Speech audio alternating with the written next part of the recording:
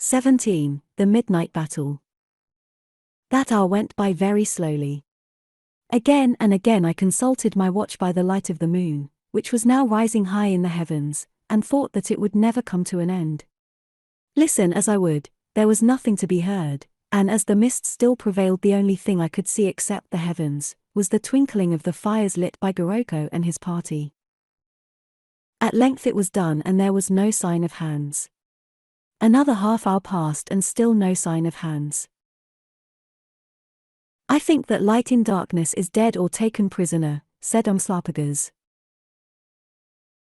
I answered that I feared so, but that I would give him another 15 minutes and then, if he did not appear, I proposed to order an advance, hoping to find the enemy where we had last seen them from the top of the mountain. The 15 minutes went by also, and as I could see that the Haggard captains who sat at a little distance were getting very nervous, I picked up my double-barreled rifle and turned round so that I faced uphill with a view of firing it as had been agreed with Goroko, but in such a fashion that the flashes perhaps would not be seen from the plain below. For this purpose I moved a few yards to the left to get behind the trunk of a tree that grew there, and was already lifting the rifle to my shoulder, when a yellow hand clasped the barrel and a husky voice said, "Don't fire yet, Bars, as I want to tell you my story first." I looked down and there was the ugly face of Hans wearing a grin that might have frightened the man in the moon. "Well," I said with cold indifference, assumed I admit to hide my excessive joy at his safe return, "tell on, and be quick about it. I suppose you lost your way and never found them." "Yes, Bars, I lost my way for the fog was very thick down there. But in the end I found them all right, by my nose, Bars, for those man-eating people smell strong and I got the wind of one of their sentries. It was easy to pass him in the mist, Bars, so easy that I was tempted to cut his throat as I went, but I didn't for fear lest he should make a noise. No, I walked on right into the middle of them, which was easy too, for they were all asleep, wrapped up in blankets. They hadn't any fires perhaps because they didn't want them to be seen, or perhaps because it is so hot down in that low land, I don't know which. So I crept on taking note of all I saw, till at last I came to a little hill of which the top rose above the level of the mist, so that I could see on it a long hut built of green boughs with the leaves still fresh upon them. Now I thought that I would crawl up to the hut since it came into my mind that Rezu himself must be sleeping there and that I might kill him. But while I stood hesitating I heard a noise like to that made by an old woman whose husband had thrown a blanket over her head to keep her quiet, or to that of a bee in a bottle, a sort of droning noise that reminded me of something. I thought a while and remembered that when Redbeard was on his knees praying to heaven, as is his habit when he has nothing else to do, Bars, he makes a noise just like that. I crept towards the sound and presently there I found Redbeard himself tied upon a stone and looking as mad as a buffalo bull stuck in a swamp, for he shook his head and rolled his eyes about, just as though he had had 2 bottles of bad gin, Bars, and all the while he kept saying prayers. Now I thought that I would cut him loose, and bent over him to do so, when by ill luck he saw my face and began to shout, saying, "Go away, you yellow devil. I know you have come to take me to hell, but you are too soon, and if my hands were loose I would twist your head off your shoulders." He said this in English, Bars, which as you know I can understand quite well, after which I was sure that I had better leave him alone. Whilst I was thinking, there came out of the hut above 2 old men dressed in nightshirts, such as you white people wear, with yellow things upon their heads that had a metal picture of the sun in front of them. "Medicine men," I suggested. "Yes, Bars, or predicants of some sort, for they were rather like your reverend father when he dressed himself up and went into a box to preach." Seeing them I slipped back a little way to where the mist began, lay down and listened. They looked at Redbeard, for his shouts at me had brought them out, but he took no notice of them, only went on making a noise like a beetle in a tin can. "It is nothing," said one of the predicants to the other in the same tongue that these Haggard use. "But when is he to be sacrificed?" "Soon, I hope, for I cannot sleep because of the noise he makes." "When the edge of the sun appears, not before," answered the other predicant. "Then the new queen will be brought out of the hut and this white man will be sacrificed to her." "I think it is a pity to wait so long," said the first predicant, for never shall we sleep in peace until the red-hot pot is on his head. First the victory, then the feast, answered the second predicant, though he will not be so good to eat as that fat young woman who was with the new queen. Then, bars, they both smacked their lips and one of them went back towards the hut. But the other did not go back. No, he sat down on the ground and glowered at Bar's red beard upon the stone. More, he struck him on the face to make him quiet. Now, Bars, when I saw this and remembered that they had said that they had eaten Janae whom I liked although she was such a fool, the spirit in me grew so very angry and I thought that I would give this old skellum, i.e. rascal, of a predicant a taste of sacrifice himself, after which I purposed to creep to the hut and see if I could get speech with the Lady Sad Eyes, if she was there. So I wriggled up behind the predicant as he sat glowering over Redbeard, and stuck my knife into his back where I thought it would kill him at once. But it didn't, Bars, for he fell onto his face and began to make a noise like a wounded hyena before I could finish him. Then I heard a sound of shouts, and to save my life was obliged to run away into the mist, without loosing Redbeard or seeing Lady Sad Eyes. I ran very hard, Bars, making a wide circle to the left, and so at last got back here. That's all, Bars. And quite enough, too, I answered, though if they did not see you, the death of the medicine man may frighten them. Poor Janae. Well, I hope to come even with those devils before they are 3 hours older. Then I called up Umslopogaas and the Haggard captains and told them the substance of the story, also that Hans had located the army, or part of it. The end of it was that we made up our minds to attack at once. Indeed I insisted on this, as I was determined if I could to save that unfortunate man, Robertson, who, from Hans' account, evidently was now quite mad and raving. So I fired the 2 shots as had been arranged and presently heard the sound of distant shoutings on the slope of the opposing ridge. A few minutes later we started, Umslopogaas and I leading the vanguard and the Haggard captains following with the 3 remaining companies. Now the reader, presuming the existence of such a person, will think that everything is sure to go right, that this cunning old fellow, Allan Quatermain, is going to surprise and wipe the floor with those Rezuites, who were already beguiled by the trick he had instructed Goroko to play. That after this he will rescue Robertson who doubtless shortly recovers his mind, also Inez with the greatest ease, in fact that everything will happen as it ought to do if this were a romance instead of a mere record of remarkable facts. But being the latter, as it happened, matters did not work out quite in this convenient way. To begin with, when those Haggard told me that the Rezuites never fought in the dark or before the sun was well up, either they lied or they were much mistaken, for at any rate on this occasion they did the exact contrary. All the while that we thought we were stalking them, they were stalking us. The Goroko maneuver had not deceived them in the least, since from their spies they knew its exact significance. Here, I may add that those spies were in our own ranks, traitors, in short, who were really in the pay of Rezu and possibly belonged to his abominable faith, some of whom slipped away from time to the enemy to report our progress and plans, so far as they knew them. Further, what Hans had stumbled on was a mere rear guard left around the place of sacrifice and the hut where Inez was confined. The real army he never found at all. That was divided into 2 bodies and hidden in bush to the right and left of the ridge which we were descending just at the spot where it joined the plain beneath, and into the jaws of these 2 armies we marched gaily. Now that hypothetical reader will say, why didn't that silly old fool, Allan, think of all these things? Why didn't he remember that he was commanding a pack of savages with whom he had no real acquaintance, among whom there were sure to be traitors, especially as they were of the same blood as the Rezuites, and take precautions? Ah!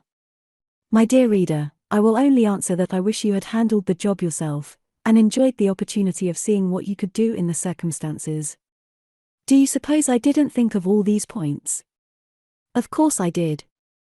But have you ever heard of the difficulty of making silk purses out of sows' ears, or of turning a lot of gloomy and disagreeable barbarians whom you had never even drilled, into trustworthy and efficient soldiers ready to fight 3 times their own number and beat them? Also I beg to observe that I did get through somehow, as you shall learn, which is more than you might have done, Mr. Wisdom, though I admit, not without help from another quarter. It is all very well for you to sit in your armchair and be sapient and turn up your learned nose, like the gentlemen who criticize plays and poems, an easy job compared to the writing of them. From all of which, however, you will understand that I am, to tell the truth, rather ashamed of what followed, since qui s'excuse. As we slunk down that hill in the moonlight, a queer-looking crowd, I admit also that I felt very uncomfortable. To begin with, I did not like that remark of the medicine man which Hans reported, to the effect that the feast must come after the victory, especially as he had said just before that Robertson was to be sacrificed as the sun rose, which would seem to suggest that the victory was planned to take place before that event. While I was ruminating upon this subject, I looked round for Hans to cross-examine him as to the priest's exact words, only to find that he had slunk off somewhere. A few minutes later he reappeared running back towards us swiftly and, I noticed, taking shelter behind tree trunks and rocks as he came. "Bars," he gasped, for he was out of breath, "be careful, those Rezu men are on either side ahead." I went forward and ran into them. They threw many spears at me. "Look," and he showed a slight cut on his arm from which blood was flowing. Instantly I understood that we were ambushed and began to think very hard indeed. As it chanced, we were passing across a large flat space upon the ridge, say 7 or 8 acres in extent, where the bush grew lightly, though owing to the soil being better, the trees were tall. On the steep slope below this little plain it seemed to be denser, and there it was, according to Hans, that the ambush was set. I halted my regiment and sent back messengers to the others that they were to halt also as they came up, on the pretext of giving them a rest before they were marshalled, and we advanced to the battle. Then I told Umslopogaas what Hans said and asked him to send out his Zulu soldier whom he could trust, to see if he could obtain confirmation of the report. This he did at once. Also I asked him what he thought should be done, supposing that it was true. "Form the Amahagger into a ring or a square and await attack," he answered. I nodded, for that was my own opinion, but replied, "If they were Zulus, the plan would be good. But how do we know that these men will stand? We know nothing, Macumazahn, and therefore can only try. If they run it must be uphill." Then I called the captains and told them what was toward, which seemed to alarm them very much. Indeed 1 or 2 of them wanted to retreat at once, but I said I would shoot the first man who tried to do so. In the end they agreed to my plan and said that they would post their best soldiers above, at the top of the square, with the orders to stop any attempt at a flight up the mountain. After this we formed up the square as best we could, arranging it in a rather rough, 4-fold line. While we were doing this we heard some shouts below, and presently the Zulu returned, who reported that all was as Hans had said and that Rezu's men were moving round us, having discovered, as he thought, that we had halted and escaped their ambush. Still the attack did not develop at once, for the reason that the Rezu army was crawling up the steep flanks of the spur on either side of the level piece of ground, with a view of encircling us altogether, so as to make a clean sweep of our force. As a matter of fact, considered from our point of view, this was a most fortunate move, since thereby they stopped any attempt at a retreat on the part of our Amahagger, whose bolt hole was now blocked.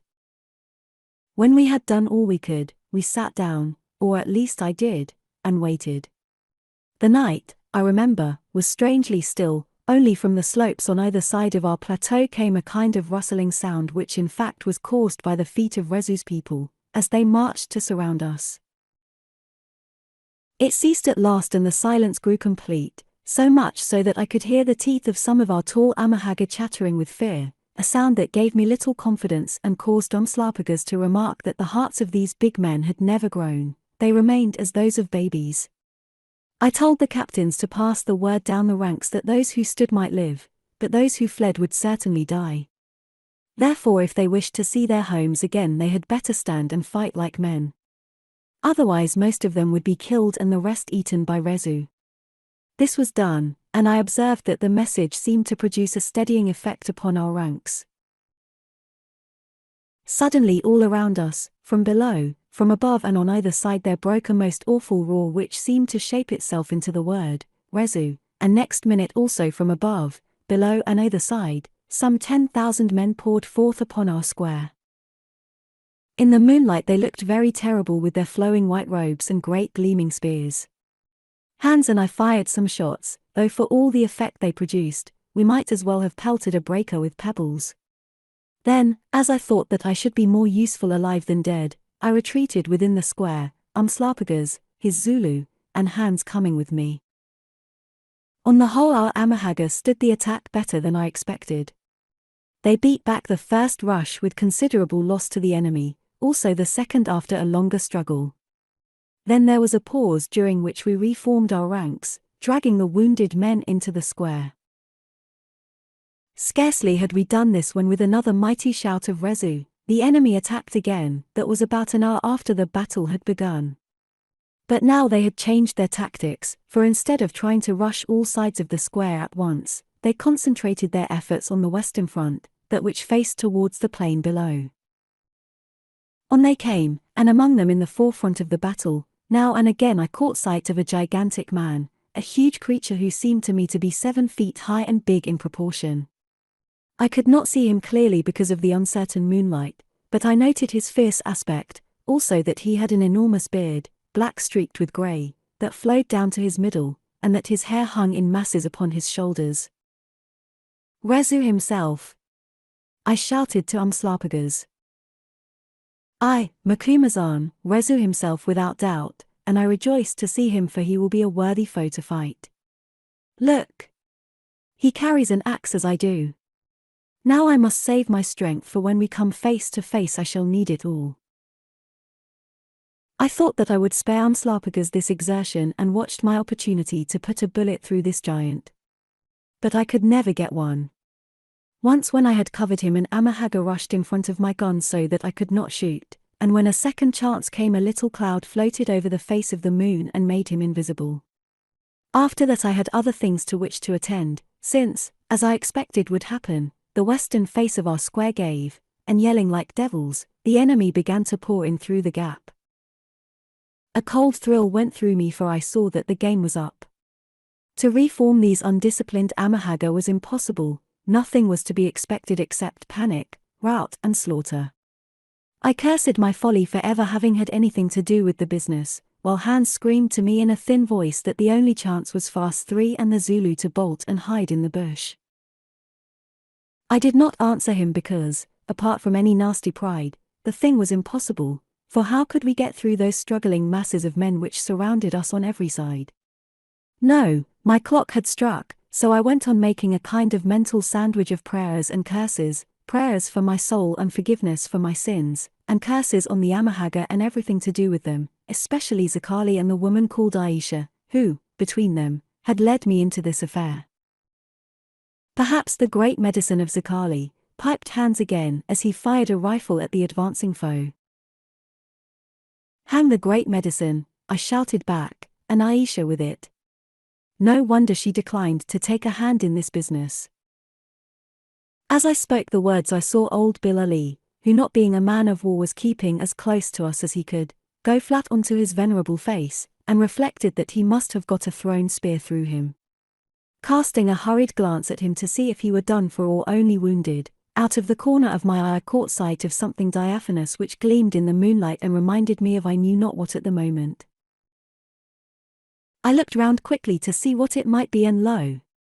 There, almost at my side was the veiled Ayesha herself, holding in her hand a little rod made of black wood inlaid with ivory not unlike a field marshal's baton, or a scepter.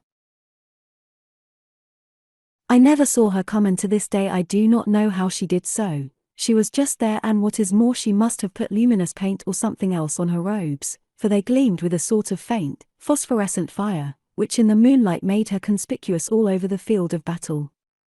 Nor did she speak a single word, she only waved the rod, pointed with it towards the fierce hordes who were drawing near to us, killing as they came, and began to move forward with a gliding motion. Now from every side there went up a roar of "She who commands! She who commands!" while the people of Rezu in front shouted "Lulala! Lulala! Fly, Lulala is upon us with the witchcrafts of the moon." She moved forward and by some strange impulse, for no order was given, we all began to move after her. Yes, the ranks that a minute before were beginning to give way to wild panic, became filled with a marvelous courage and moved after her.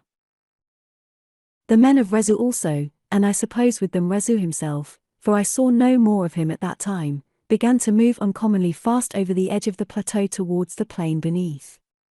In fact, they broke into flight, and leaping over dead and dying, we rushed after them, always following the gleaming robe of Ayesha, who must have been an extremely agile person, since without any apparent exertion she held her place a few steps ahead of us. There was another curious circumstance about this affair, namely, that terrified though they were, those Rezuites, after the first break, soon seemed to find it impossible to depart with speed.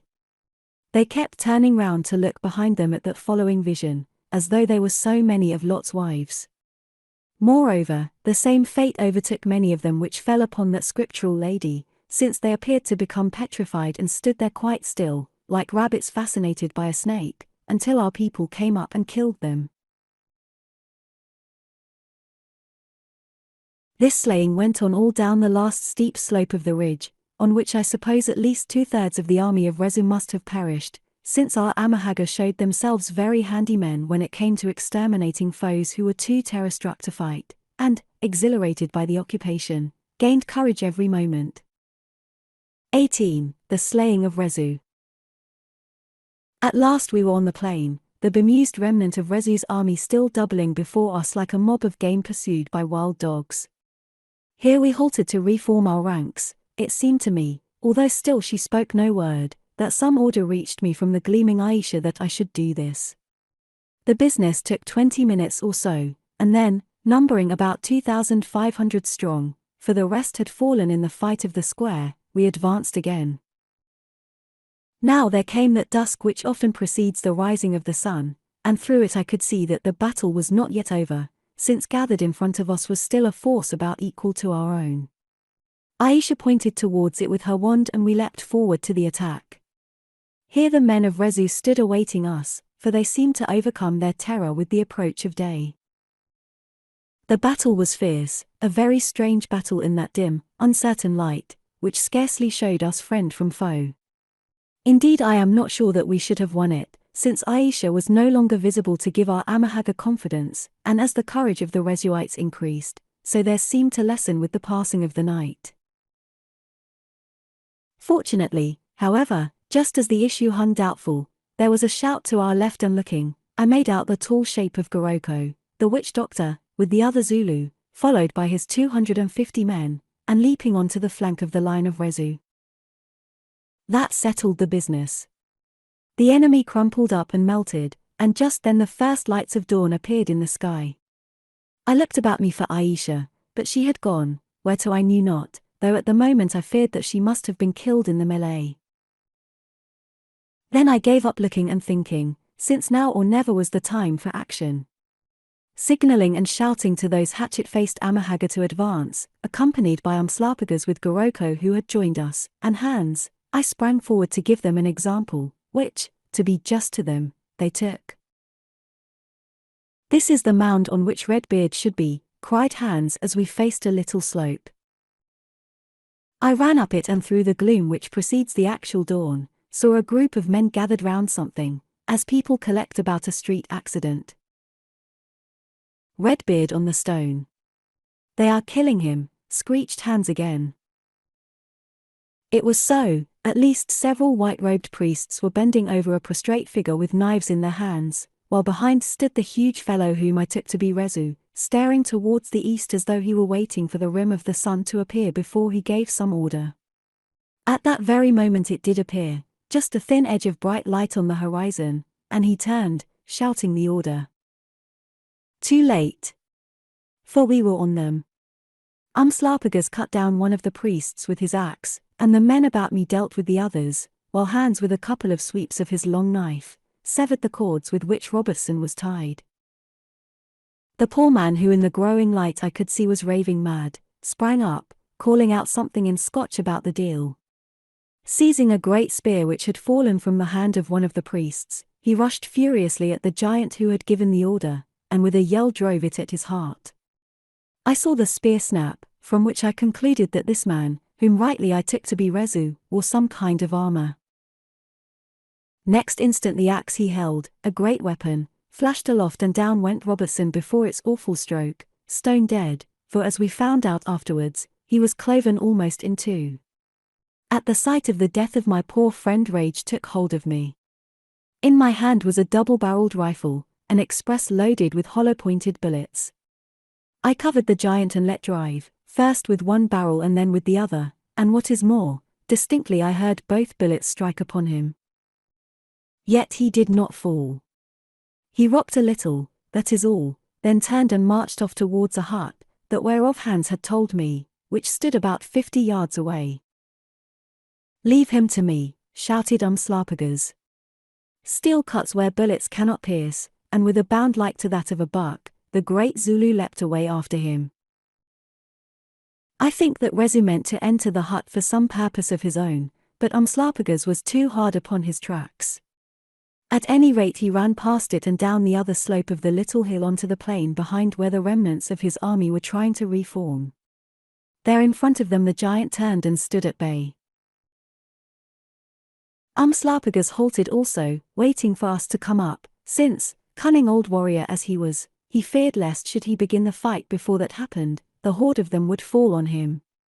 30 seconds later we arrived and found him standing still with bent body, small shield advanced and the great axe raised as though in the act of striking, a wondrous picture outlined as it was against the swiftly rising sun. Some 10 paces away stood the giant leaning on the axe he bore, which was not unlike to that with which woodmen fell big trees. He was an evil man to see, and at this, my first full sight of him, I likened him in my mind to Goliath whom David overthrew. Huge he was and hairy, with deep-set, piercing eyes and a great hooked nose. His face seemed thin and ancient also, when with a motion of the great head, he tossed his long locks back from about it, but his limbs were those of a Hercules and his movements full of a youthful vigor. Moreover his aspect as a whole was that of a devil rather than of a man, indeed the sight of it sickened me. "Let me shoot him," I cried to Umslopogaas, for I had reloaded the rifle as I ran. "Nay, watcher by night," answered the Zulu without moving his head, "rifle has had its chance and failed. Now let us see what axe can do. If I cannot kill this man, I will be born hence feet first who shall have made a long journey for nothing." Then the giant began to talk in a low, rumbling voice that reverberated from the slope of the little hill behind us. "Who are you?" he asked, speaking in the same tongue that the Amahagger use, "who dare to come face to face with Rezu? Black hound, do you not know that I cannot be slain who have lived a year for every week of your life's days, and set my foot upon the necks of men by thousands? Have you not seen the spear shatter and the iron balls melt upon my breast like raindrops, and would you try to bring me down with that toy you carry? My army is defeated, I know it. But what matters that when I can get me more? Because the sacrifice was not completed and the White Queen was not wed, therefore my army was defeated by the magic of Lulala, the White Witch who dwells in the tombs. But I am not defeated who cannot be slain until I show my back, and then only by a certain axe which long ago has rusted into dust."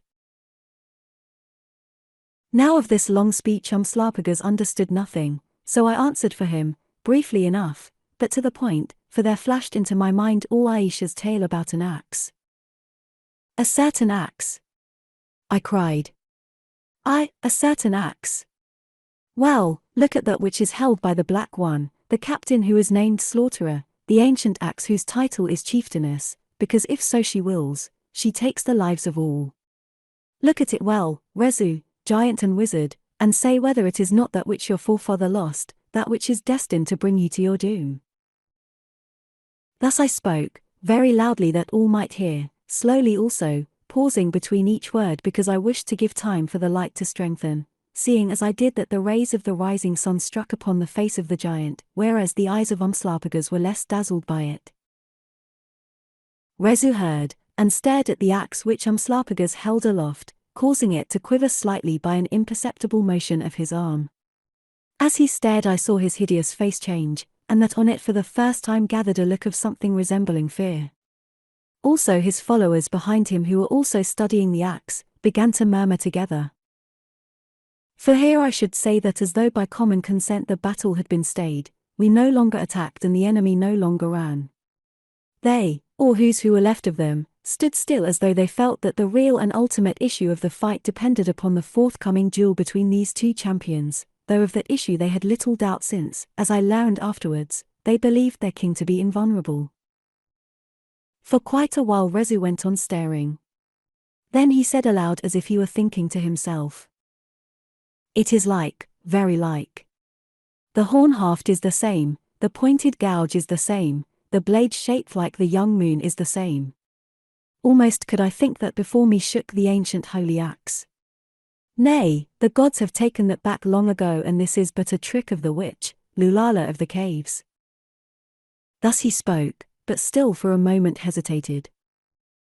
Umslopogaas, I said in the deep silence that followed, hear me. I hear you, he answered without turning his head or moving his arms. What counsel, watcher by night? This, slaughterer. Strike not at that man's face and breast, for there I think he is protected by witchcraft or by armor. Get behind him and strike at his back. Do you understand? Nay, Macumazahn, I understand not.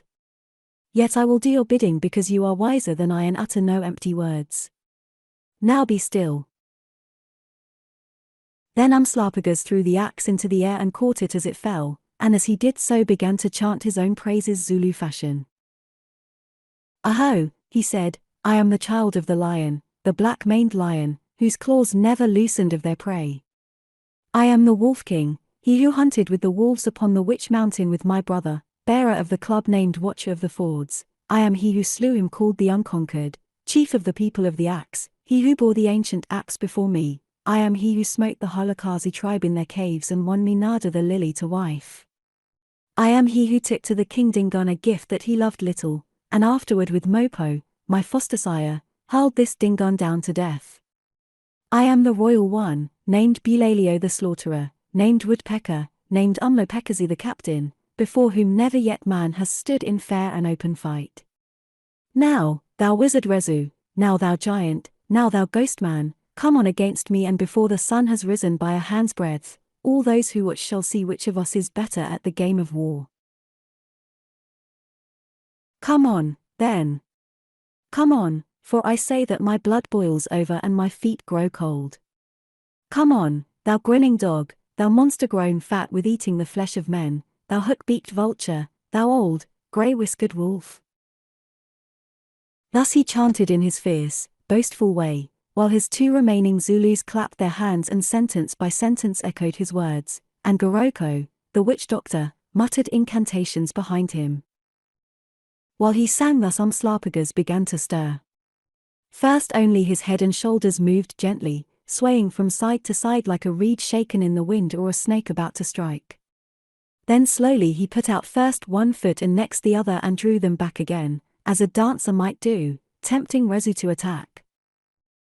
But the giant would not, his shield held before him, he stood still and waited to see what this black warrior would do. The snake struck. Umslopogaas darted in and let drive with the long axe. Rezu raised his shield above his head and caught the blow. From the clank it made I knew that this shield, which seemed to be of hide, was lined with iron. Rezu smote back, but before the blow could fall the Zulu was out of his reach. This taught me how great was the giant's strength, for though the stroke was heavy, like the steel-hatted axe he bore, still when he saw that it had missed he checked the weapon in mid-air, which only a mighty man could have done.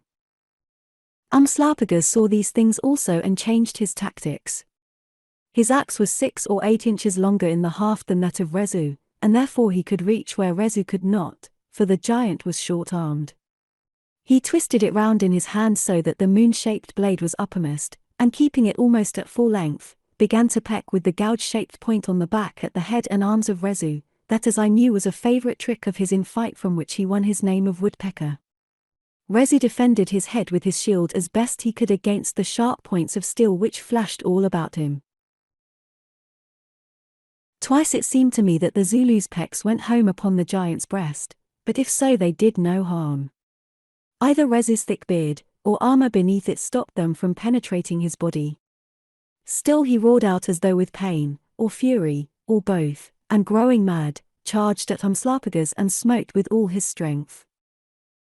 The Zulu caught the blow upon his shield, through which it shore as though the tough hide were paper. Stay the stroke it could not, yet it turned its direction, so that the falling axe slid past Umslopogaas's shoulder, doing him no hurt. Next instant, before Rezu could strike again, the Zulu threw the severed shield into his face and seizing the axe with both hands, leapt in and struck. It was a mighty blow, for I saw the rhinoceros horn handle of the famous axe bend like a drawn bow, and it went home with a dull thud full upon Rezu's breast. He shook, but no more.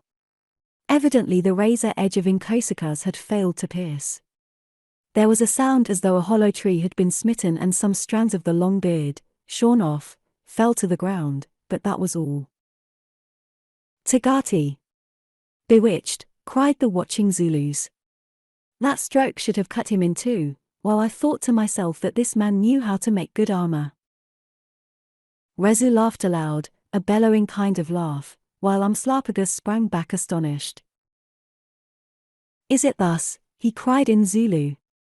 Well, all wizards have some door by which their spirit enters and departs. I must find the door, I must find the door. So he spoke and with springing movements tried to get past Rezu, first to the right and then to the left, all the while keeping out of reach. But Rezu ever turned and faced him, as he did so retreating step by step down the slope of the little hill and striking whenever he found a chance, but without avail, for always Umslopogaas was beyond his reach. Also the sunlight which now grew strong, dazzled him, or so I thought. Moreover he seemed to tire somewhat, or so I thought also. At any rate he determined to make an end of the play, for with a swift motion, as Umslopogaas had done, he threw away his shield and grasping the iron handle of his axe with both hands, charged the Zulu like a bull. Umslopogaas leapt back out of reach. Then suddenly he turned and ran up the rise. Yes, Bulalio the slaughterer ran. A roar of mockery went up from the sun-worshippers behind, while our Amahagga laughed and Goroko and the two Zulus stared astonished and ashamed. Only I read his mind aright and wondered what guile he had conceived. He ran, and Rezu ran after him, but never could he catch the swiftest-footed man in Zululand.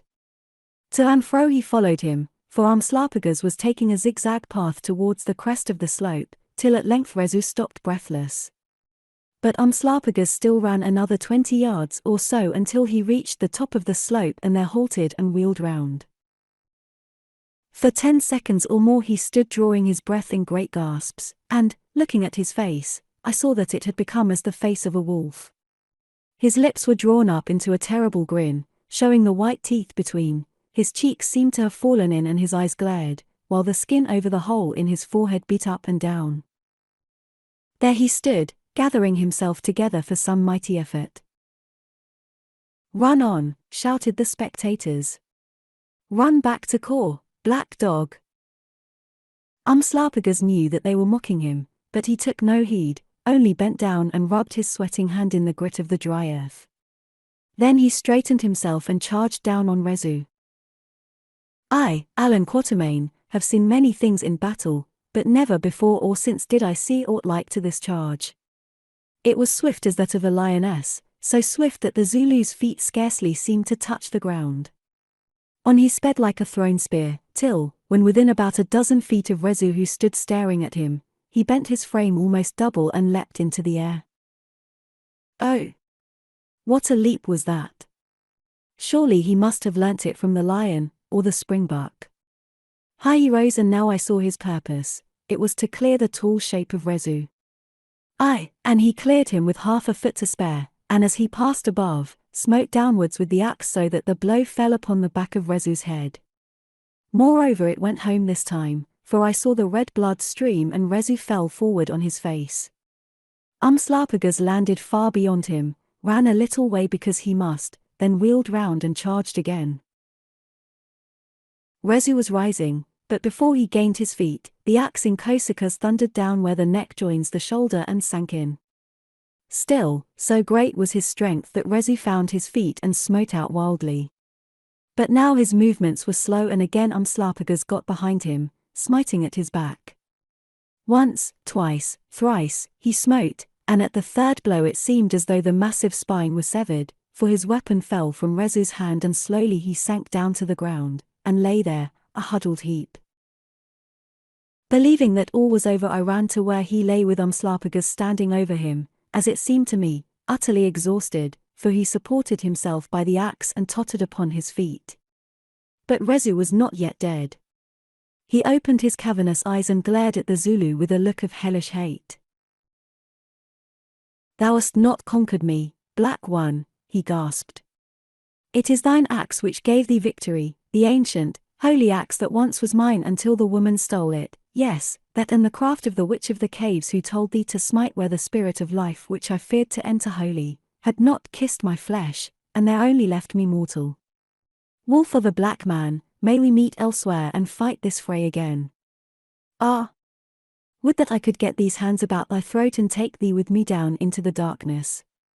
But Lulala wins if only for a while, since her fate, I think, shall be worse than mine. Ah! I see the magic beauty that she boasts turn to shameful." Here of a sudden life left him, and throwing his great arms wide, a last breath passed bubbling from his lips. As I stooped to examine the man's huge and hairy carcass that to me looked only half human, with a thunder of feet our Amahagga rushed down upon us and thrusting me aside, fell upon the body of their ancient foe like hounds upon a helpless fox, and with hands and spears and knives literally tore and hacked it limb from limb, till no semblance of humanity remained. It was impossible to stop them, indeed I was too outworn with labors and emotions to make any such attempt. This I regret the more since I lost the opportunity of making an examination of the body of this troll-like man, and of ascertaining what kind of armor it was he wore beneath that great beard of his, which was strong enough to stop my bullets, and even the razor edge of the axe in Kosakas driven with all the might of the arms of the Zulu, Bulalio. For when I looked again at the sickening sight, the giant was but scattered fragments, and the armor, whatever it might have been, was gone, rent to little pieces and carried off, doubtless, by the Amahagga, perhaps to be divided between them to serve as charms. So of Rezu I know only that he was the hugest, most terrible-looking man I have ever seen, one too who carried his vast strength very late in life, since from the aspect of his countenance I imagine that he must have been nigh upon 70 years of age, though his supposed unnatural antiquity of course was nothing but a fable put about by the natives for their own purposes. Presently Umslopogaas seemed to recover from the kind of faint into which he had fallen, and opening his eyes, looked about him. The first person they fell on was old Bilali, who stood stroking his white beard and contemplating the scene with an air which was at once philosophic and satisfied. This seemed to anger Umslopogaas, for he cried, "I think it was you, ancient bag of words and sweeper of paths for the feet of the great, who made a mock of me but now, when you thought that I fled before the horns of yonder man-eating bull," and he nodded towards the fragments of what once had been Rezu. "Find now his axe, and though I am weak and weary, I will wash away the insult with your blood." "What does this glorious black hero say, watcher by night?" asked Bilali in his most courteous tones. I told him word by word, whereon Bilali lifted his hands in horror, turned and fled. Nor did I see him again until we arrived at Kor. At the sight of the fall of their giant chief Rezu, whom they believed to be invulnerable, his followers, who were watching the fray, set up a great wailing, a most mournful and uncanny noise to hear. Then, as I think did the hosts of the Philistines when David brought down Goliath by his admirable shot with a stone, they set out for their homes wherever these may have been, at an absolutely record pace and in the completest disarray. Our Amahagga followed them for a while, but soon were left standing still. So they contented themselves with killing any wounded they could find and returned. I did not accompany them, indeed the battle being won, metaphorically I washed my hands of them, and in my thoughts consigned them to a certain locality as a people of whom it might well be said that manners they had none and their customs were simply beastly. Also, although fierce and cruel, these night bats were not good fighting men, and in short never did I wish to have to do with such another company. Moreover, a very different matter pressed. The object of this business, so far as I was concerned, had been to rescue poor Inez, since had it not been for her sake, never would I have consented to lead those Haggard against their fellow blackguards, the Rezuites. But where was Inez? If Hans had understood the medicine man aright, she was, or had been, in the hut, where it was my earnest hope that she still remained, since otherwise the hunt must be continued. This at any rate was easy to discover. Calling Hans, who was amusing himself by taking long shots at the flying enemy, so that they might not forget him, as he said, and the Zulus, I walked up the slope to the hut, or rather booth of boughs, for it was quite 20 feet long by 12 or 15 broad. At its eastern end was a doorway or opening closed with a heavy curtain. Here I paused full of tremors, and listened, for to tell the truth I dreaded to draw that curtain, fearing what I might see within.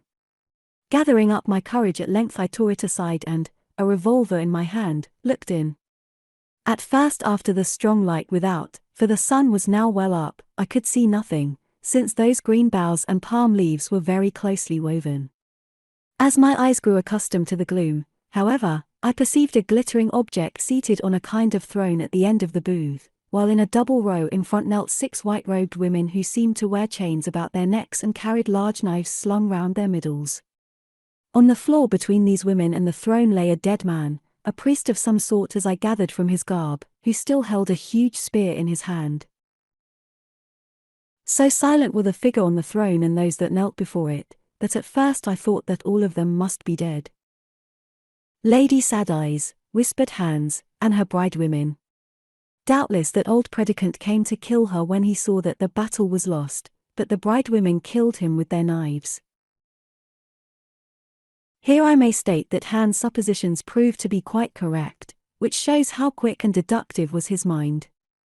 The figure on the throne was Inez, the priest in his disappointed rage had come to kill her, and the bridewomen had killed him with their knives before he could do so. I bade the Zulus tear down the curtain and pull away some of the end boughs, so as to let in more light. Then we advanced up the place, holding our pistols and spears in readiness. The kneeling women turned their heads to look at us and I saw that they were all young and handsome in their fashion, although fierce-faced. Also I saw their hands go to the knives they wore. I called to them to let these be and come out, and that if they did so they had nothing to fear. But if they understood, they did not heed my words. On the contrary, while Hans and I covered them with our pistols, fearing lest they should stab the person on the throne whom we took to be Inez, at some word from one of them, they bowed simultaneously towards her, then at another word, suddenly they drew the knives and plunged them to their own hearts. It was a dreadful sight and one of which I never saw the like. Nor to this day do I know why the deed was done, unless perhaps the women were sworn to the service of the new queen and feared that if they failed to protect her, they would be doomed to some awful end. At any rate we got them out dead or dying, for their blows had been strong and true, and not one of them lived for more than a few minutes. Then I advanced to the figure on the throne, or rather footstool chair of black wood inlaid with ivory, which sat so silent and motionless that I was certain it was that of a dead woman, especially when I perceived that she was fastened to the chair with leather straps, which were sewn over with gold wire. Also she was veiled and, with one exception, made up, if I may use the term, exactly to resemble the Lady Ayesha, even down to the 2 long plaits of black hair, each finished with some kind of pearl, and to the sandaled feet.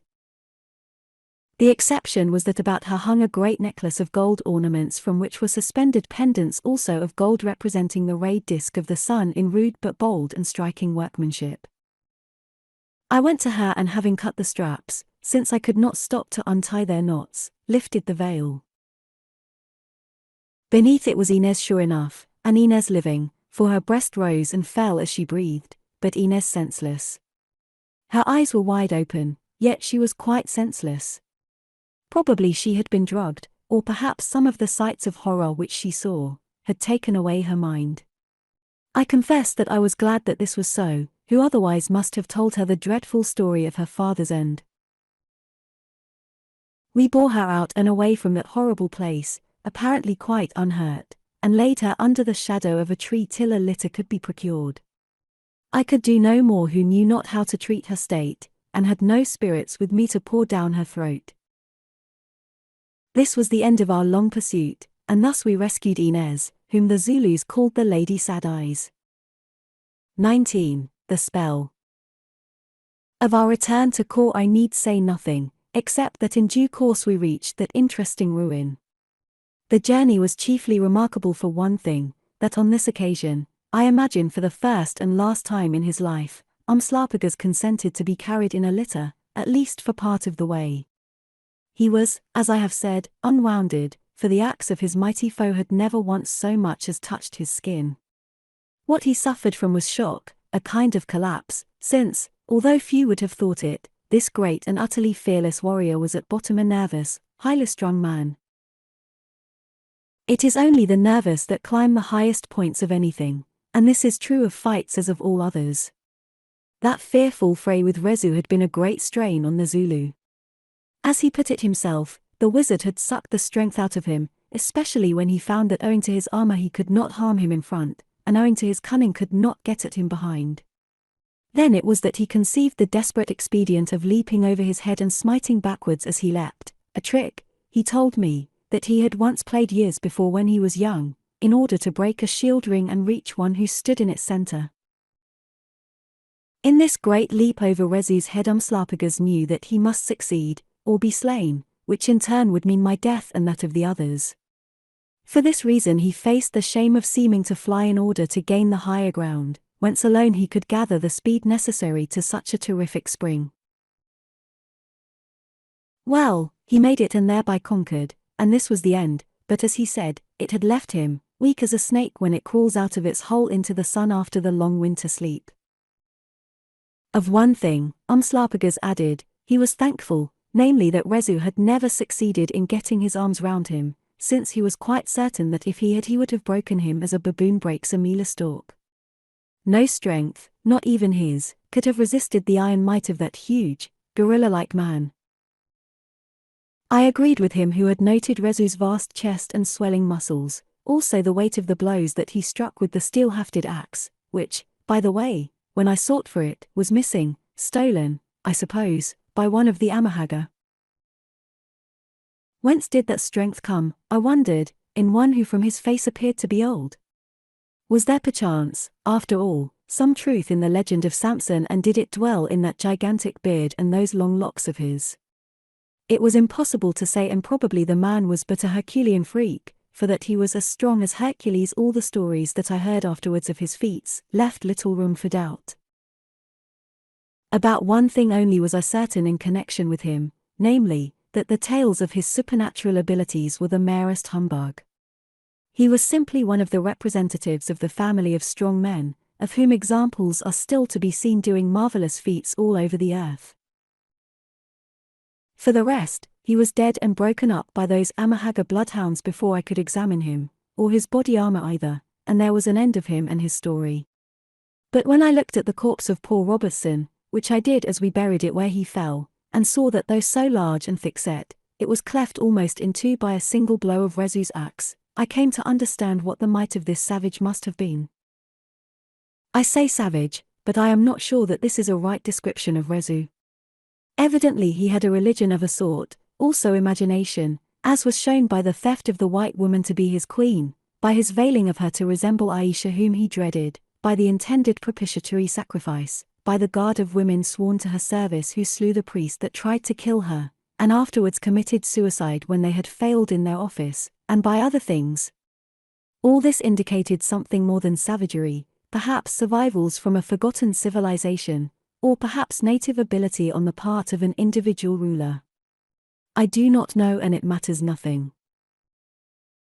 Rezu is dead and the world is well rid of him, and those who want to learn more of his people can go to study such as remain of them in their own habitat, which for my part one never wished to visit any more. During our journey to court poor Inez never stirred. Whenever I went to look at her in the litter, I found her lying there with her eyes open and a fixed stare upon her face, which frightened me very much, since I began to fear lest she should die. However, I could do nothing to help her, except urge the bearers to top speed.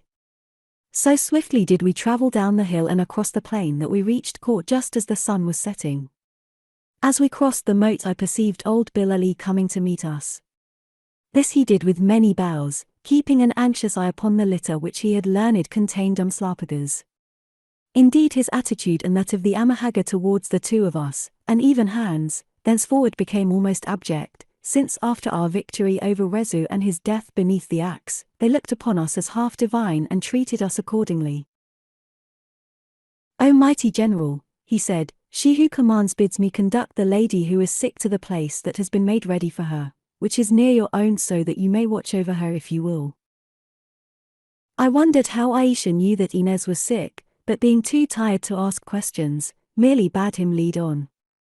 This he did, taking us to another ruined house next to our own quarters, which had been swept, cleaned and furnished after a fashion, and moreover cleverly roofed in with mats, so that it was really quite comfortable. Here we found two middle-aged women of a very superior type, who, Bilali informed me, were by trade nurses of the sick. Having seen her laid upon her bed, I committed Inez to their charge, since the case was not one that I dared to try to doctor myself, not knowing what drug of the few I possessed should be administered to her. Moreover, Bilali comforted me with the information that soon she who commands would visit her and make her well again, as she could do. I answered that I hoped so, and went to our quarters, where I found an excellent meal ready cooked, and with it a stone flagon, of the contents of which Bilali said we were all three to drink by the command of Ayesha, who declared that it would take away our weariness. I tried the stuff, which was pale yellow in color like sherry and, for aught I knew, might be poison, to find it most comforting, though it did not seem to be very strong to the taste. Certainly, too, its effects were wonderful, since presently all my great weariness fell from me like a discarded cloak, and I found myself with a splendid appetite and feeling better and stronger than I had done for years. In short, that drink was a cocktail of the best, one of which I only wish I possessed the recipe, though Ayesha told me afterwards that it was distilled from quite harmless herbs and not in any sense a spirit. Having discovered this, I gave some of it to Hans, also to Umslopogaas, who was with the wounded Zulus, who, we found, were progressing well towards complete recovery, and lastly to Goroko, who also was worn out. On all of these the effect of that magical brew proved most satisfactory. Then, having washed, I ate a splendid dinner, though in this respect Hans, who was seated on the ground nearby, far outpassed my finest efforts. "Bars," he said, "things have gone very well with us when they might have gone very ill.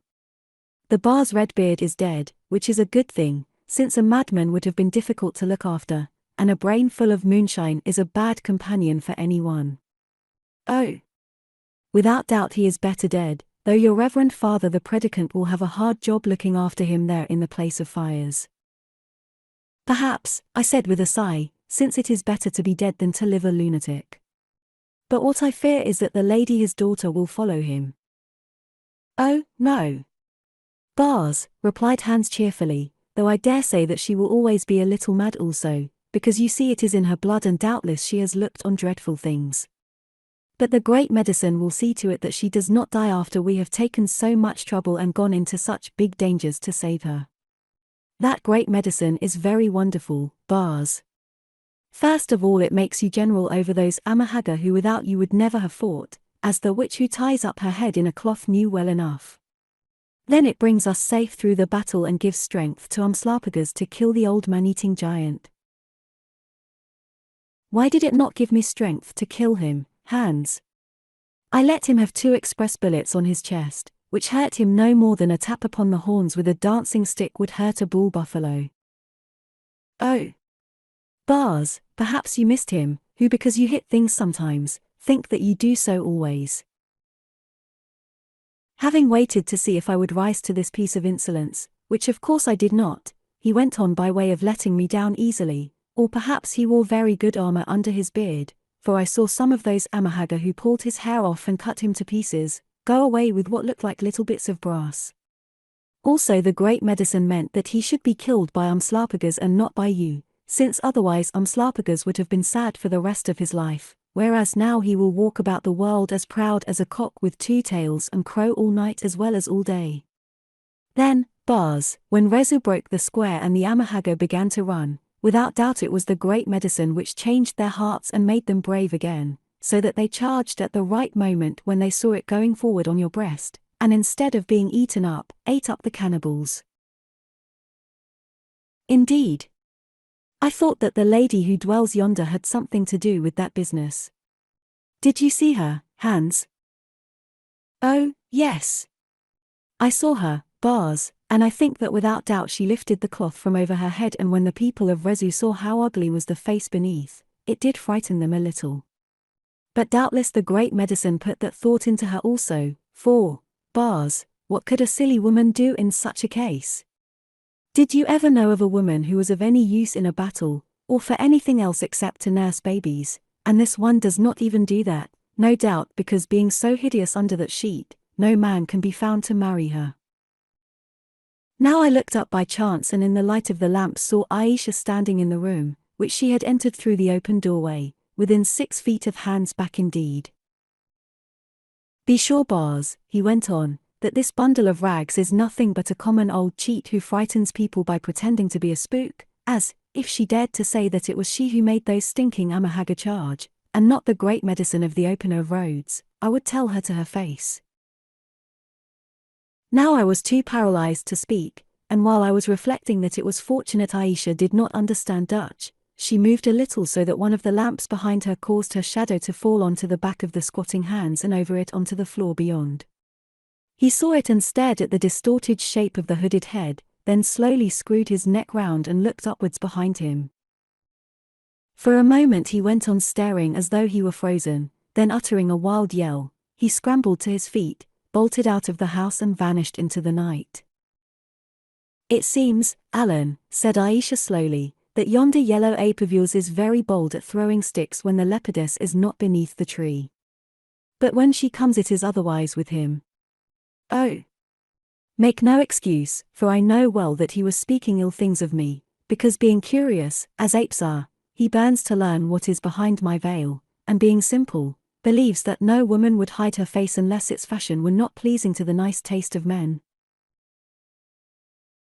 Then, to my relief, she laughed a little, softly, which showed me that she had a sense of humor, and went on, well, let him be, for he is a good ape and courageous in his fashion, as he showed when he went out to spy upon the host of Rezu, and stabbed the murderer priest by the stone of sacrifice.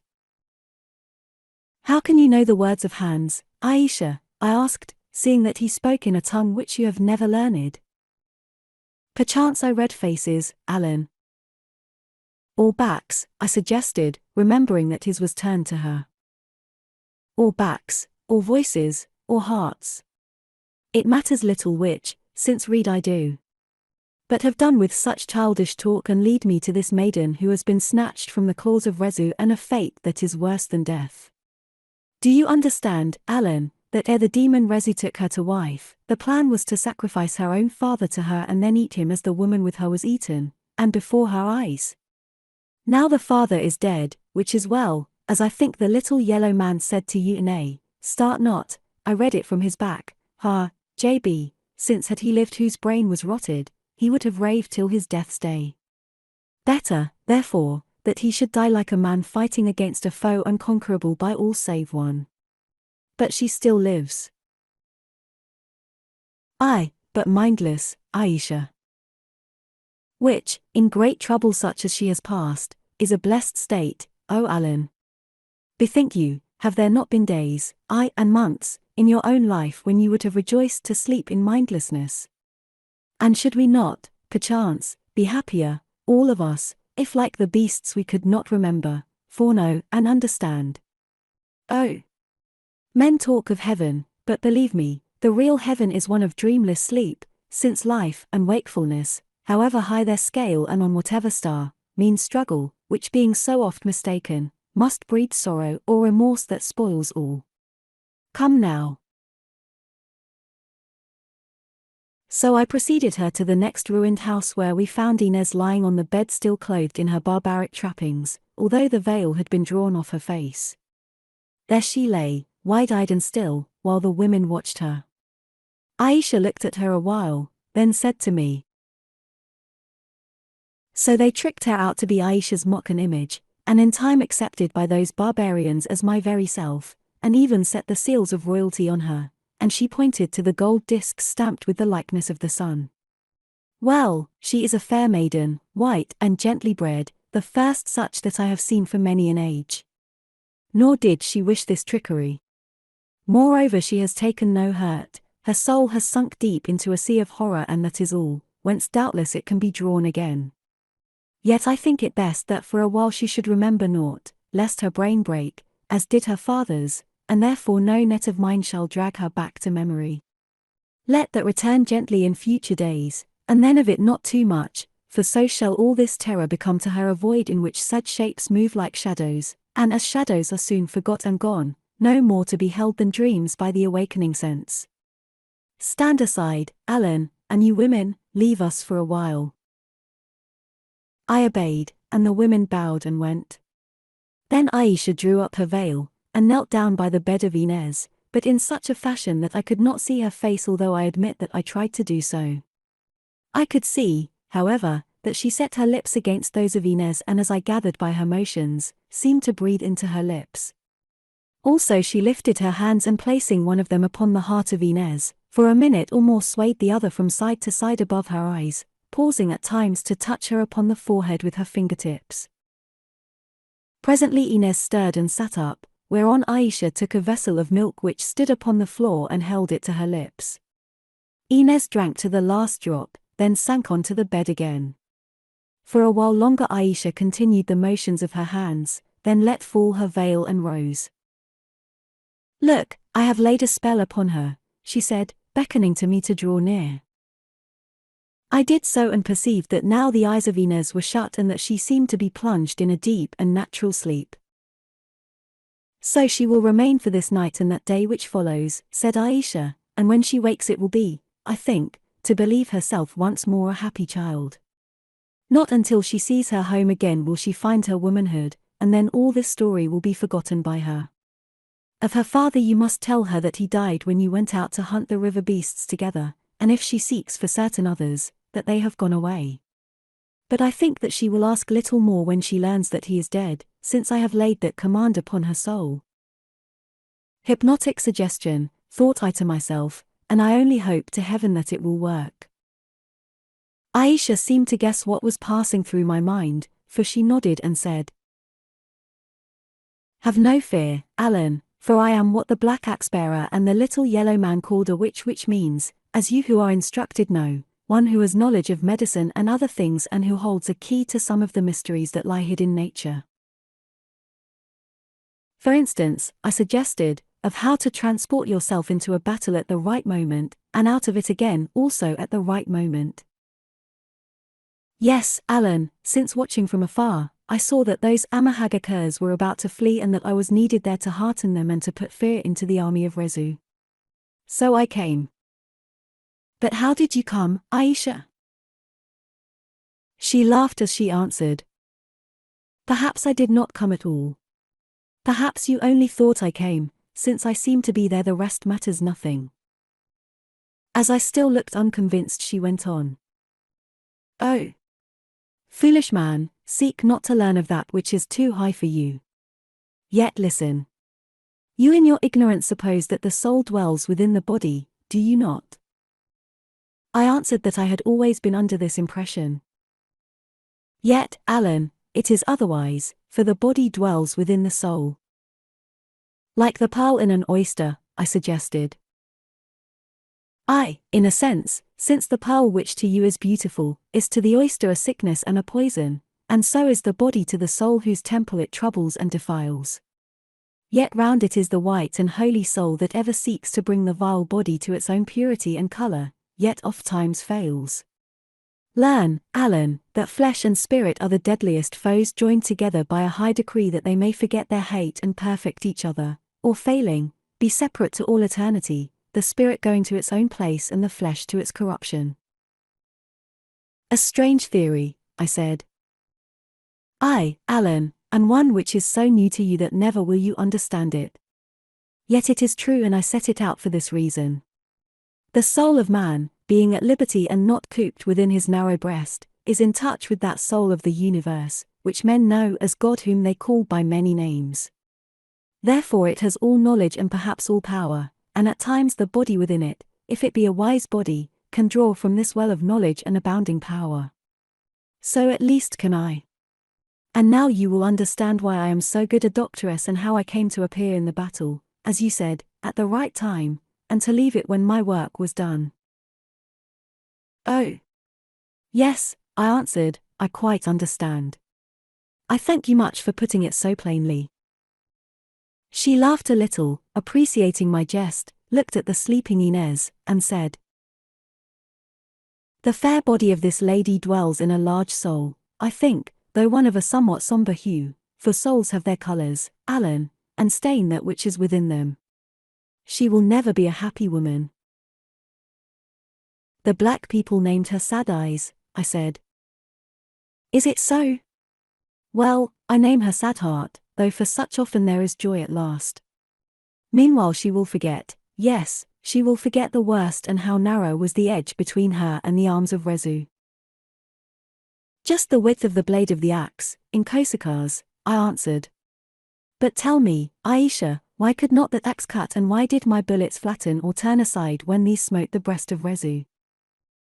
Because his front armor was good, Allan, I suppose, she replied indifferently, and on his back he wore none. Then why did you fill my ears with such a different tale about that horrible giant having drunk of a cup of life, and all the rest? I asked with irritation. I have forgotten, Allan. Perhaps because the curious, such as you are, like to hear tales even stranger than their own, which in the days to be may become their own. Therefore you will be wise to believe only what I do, and of what I tell you, nothing. I don't, I exclaimed exasperated. She laughed again and replied. What need to say to me that which I know already? Yet perhaps in the future it may be different, since often by the alchemy of the mind the fables of our youth are changed into the facts of our age, and we come to believe in anything, as your little yellow man believes in some savage named Zakali, and those Amahagga believe in the talisman round your neck, and I who am the maddest of you all, believe in love and wisdom, and the black warrior, Umslopogaas, believes in the virtue of that great axe of his, rather than in those of his own courage, and of the strength that wields it. Fools, every one of us, though perchance I am the greatest fool among them. Now take me to the warrior, Umslopogaas, whom I would thank, as I thank you, Allan, and the little yellow man, although he jeers at me with his sharp tongue, not knowing that if I were angered, with a breath I could cause him to cease to be. Then why did you not choose Rezu to cease to be, and his army also, Ayesha? It seems that I have done these things through the axe of Umslopogaas and by the help of your generalship, Allan. Why then, waste my own strength when yours lay to my hand? Because you had no power over Rezu, Ayesha, or so you told me. Have I not said that my words are snowflakes, meant to melt and leave no trace, hiding my thoughts as this veil hides my beauty? Yet as the beauty is beneath the veil, perchance there is truth beneath the words, though not that truth you think. So you are well answered, and for the rest, I wonder whether Rezu thought I had no power over him when yonder on the mountain spur he saw me float down upon his companies like a spirit of the night. Well, perchance some day I shall learn this and many other things. I made no answer, since what was the use of arguing with a woman who told me frankly that all she said was false? So, although I longed to ask her why these Amahagga had such reverence for the talisman that Hans called the Great Medicine, since now I guessed that her first explanations concerning it were quite untrue, I held my tongue. Yet as we went out of the house, by some coincidence she alluded to this very matter. I wish to tell you, Allan, she said, why it was those Amahagga would not accept you as a general till their eyes had seen that which you wear upon your breast. Their tale of a legend of this very thing seemed that of savages or of their cunning priests, not to be believed by a wise man such as you are, like some others that you have heard in Kor. Yet it has in it a grain of truth, for as it chanced a little while ago, about 100 years ago, I think, the old wizard whose picture is cut upon the wood, came to visit her who held my place before me as ruler of this tribe. She was very like me and as I believe, my mother, Allan, because of her repute for wisdom. At that time I have heard there was a question of war between the worshippers of Lulala and the grandfather of Rezu. But this Zikali told the people of Lulala that they must not fight the people of Rezu until in a day to come a white man should visit Kor and bring with him a piece of wood on which was cut the image of a dwarf like to that of Zikali himself. Then and not before they must fight and conquer the people of Rezu. Now this story came down among them, and you who may have thought the first tale magical, will understand it in its simplicity. Is it not so, you wise Allan? Oh. Yes, I answered, except that I do not see how Zikali can have come here 100 years ago, since men do not live as long, although he pretends to have done so. No, Allan, nor do I, but perhaps it was his father, or his grandfather who came, since being observant, you will have noted that if the parent is misformed, so often are the descendants, also that the pretense of wizardry at times comes down with the blood. Again I made no answer, for I saw that Ayesha was fooling me, and before she could exhaust that amusement we reached the place where Umslopogaas and his men were gathered round a campfire. He sat silent, but Goroko with much animation was telling the story of the fight in picturesque and colourful language, or that part of it which he had seen, for the benefit of the two wounded men who took no share in it and who, lying on their blankets with heads thrust forward, were listening with eagerness to the entrancing tale. Suddenly they caught sight of Ayesha, and those of the party who could stand sprang to their feet, while one and all they gave her the royal salute of Bayet. She waited till the sound had died away. Then she said, I come to thank you and your men, O wielder of the axe, who have shown yourself very great in battle, and to say to you that my spirit tells me that every one of you, yes, even those who are still sick, will come safe to your own land again and live out your years with honor. Again they saluted at this pleasing intelligence, when I had translated it to them, for of course they knew no Arabic. Then she went on.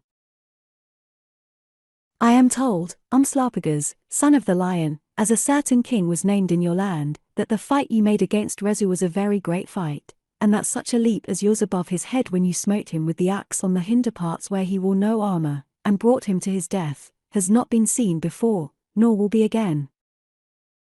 I rendered the words, and Umslopogaas, preferring truth to modesty, replied emphatically that this was the case. Because of that fight and that leap, Ayesha went on, as for other deeds that you have done and will do, my spirit tells me that your name will live in story for many generations. Yet of what use is fame to the dead? Therefore I make you an offer. Bide here with me and you shall rule these Amahagga, and with them the remnant of the people of Rezu. Your cattle shall be countless and your wives the fairest in the land, and your children many, for I will lift a certain curse from off you so that no more shall you be childless. Do you accept, O holder of the axe?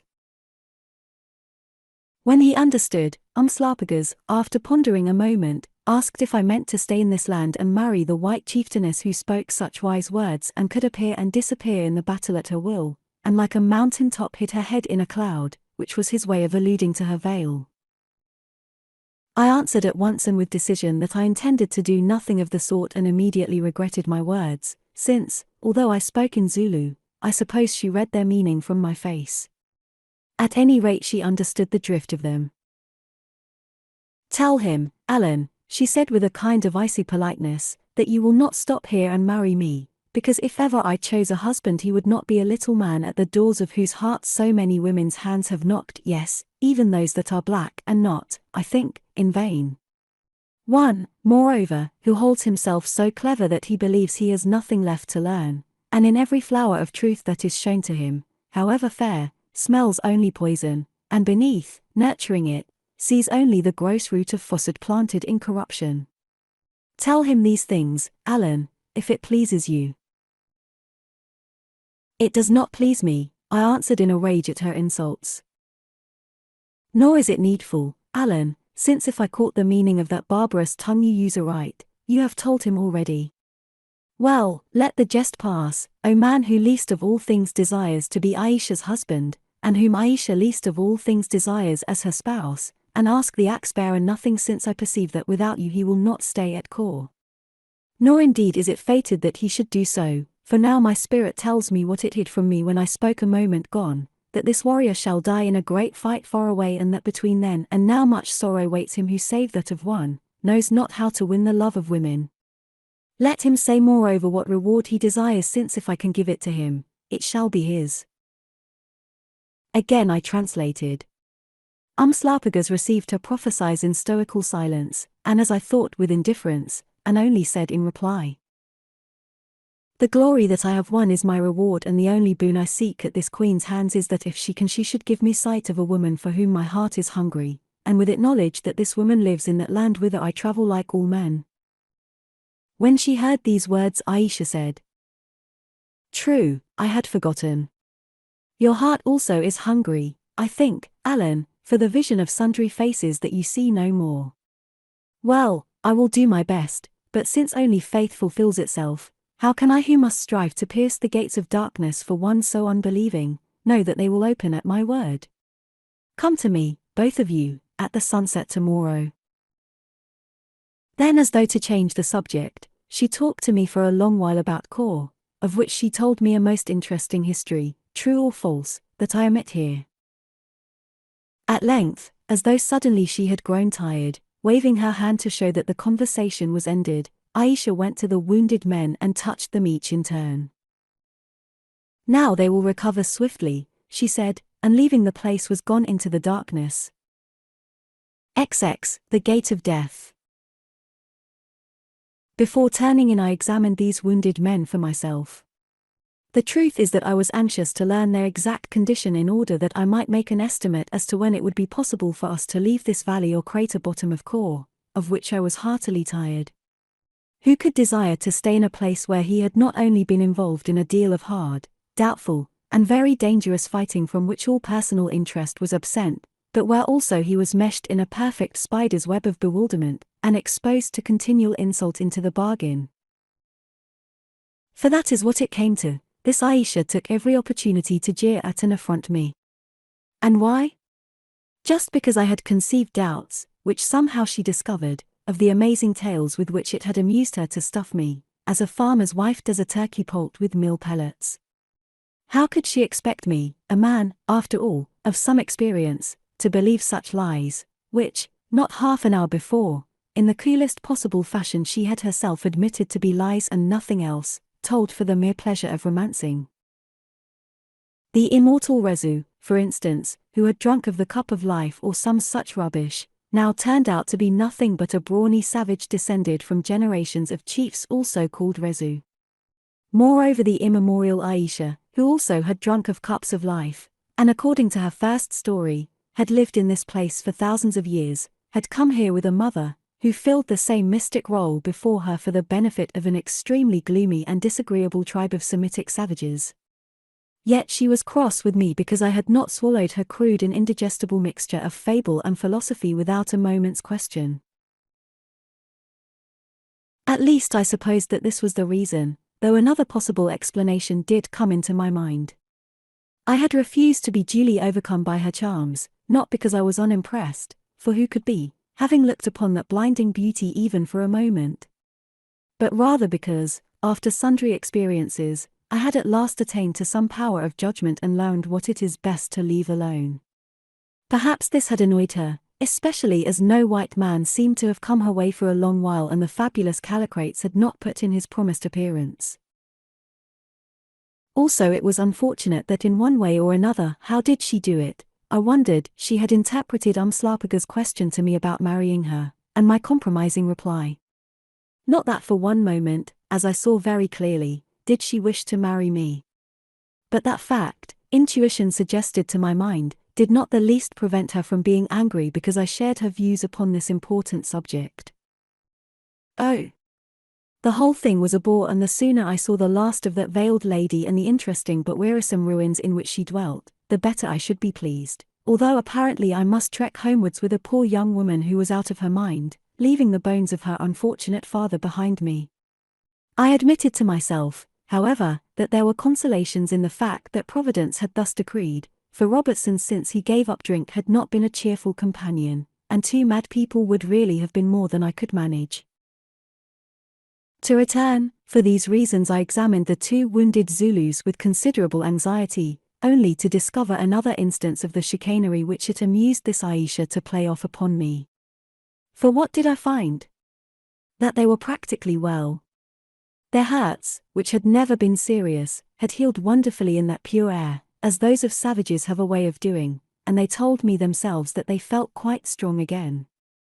Yet with colossal impudence Ayesha had managed to suggest to my mind that she was going to work some remarkable cure upon them, who were already cured. Well, it was of a piece with the rest of her conduct, and there was nothing to do except go to bed, which I did with much gratitude that my resting place that night was not of another sort. The last thing I remember was wondering how on earth Ayesha appeared and disappeared in the course of that battle, a problem as to which I could find no solution, though, as in the case of the others, I was sure that one would occur to me in course of time. I slept like a top, so soundly indeed that I think there was some kind of soporific in the pick-me-up which looked like sherry, especially as the others who had drunk of it also passed an excellent night. About 10 o'clock on the following morning I awoke feeling particularly well and quite as though I had been enjoying a week at the seaside instead of my recent adventures, which included an abominable battle and some agonizing moments during which I thought that my number was up upon the board of destiny. I spent the most of that day lounging about, eating, talking over the details of the battle with Umslopogaas and the Zulus and smoking more than usual. I forgot to say that these Amahagga grew some capital tobacco of which I had obtained a supply, although like most Africans, they only used it in the shape of snuff. The truth was that after all my marvelings and acute anxieties, also mental and physical exertions, I felt like the housemaid who caused to be cut upon her tombstone that she had gone to a better land where her ambition was to do nothing for ever and ever.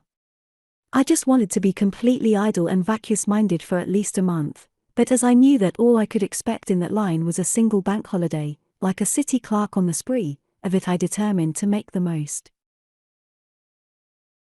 The result was that before the evening I felt very bored indeed. I had gone to look at Inez, who was still fast asleep, as Ayesha said would be the case, but whose features seemed to have plumped up considerably. The reason of this I gathered from her Amahagga nurses, was that at certain intervals she had awakened sufficiently to swallow considerable quantities of milk, or rather cream, which I hoped would not make her ill. I had chatted with the wounded Zulus, who were now walking about, more bored even than I was myself, and heaping maledictions on their ancestral spirits because they had not been well enough to take part in the battle against Rezu. I even took a little stroll to look for Hans, who had vanished in his mysterious fashion, but the afternoon was so hot and oppressive with coming thunder, that soon I came back again and fell into a variety of reflections that I need not detail.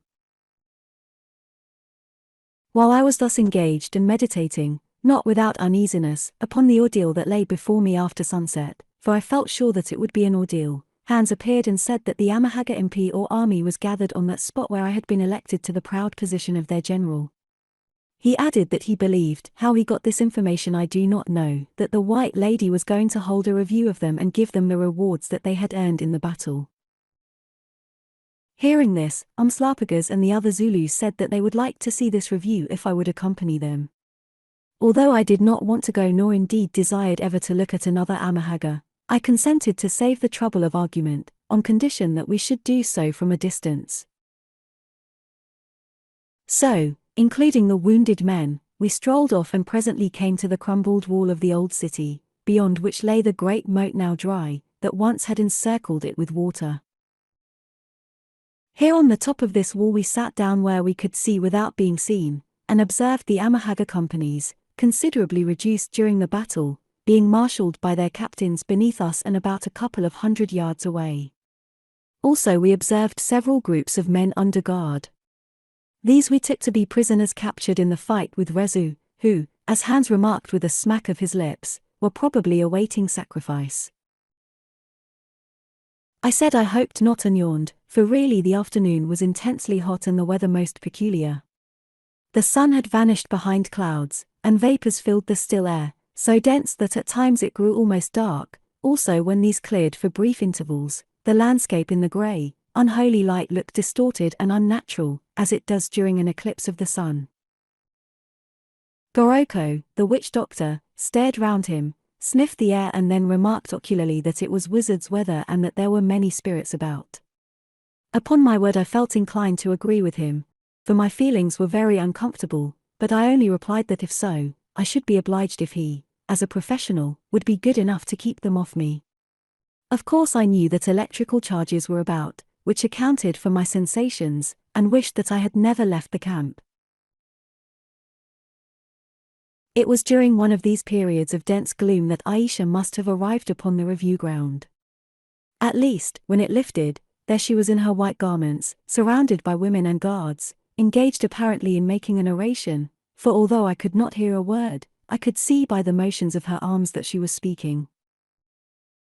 Had she been the central figure in some stage scene, no limelights could have set her off to better advantage than did those of the heavens above her. Suddenly, through the blanket of cloud, flowing from a hole in it that looked like an eye, came a blood-red ray which fell full upon her, so that she alone was fiercely visible whilst all around was gloom in which shapes moved dimly.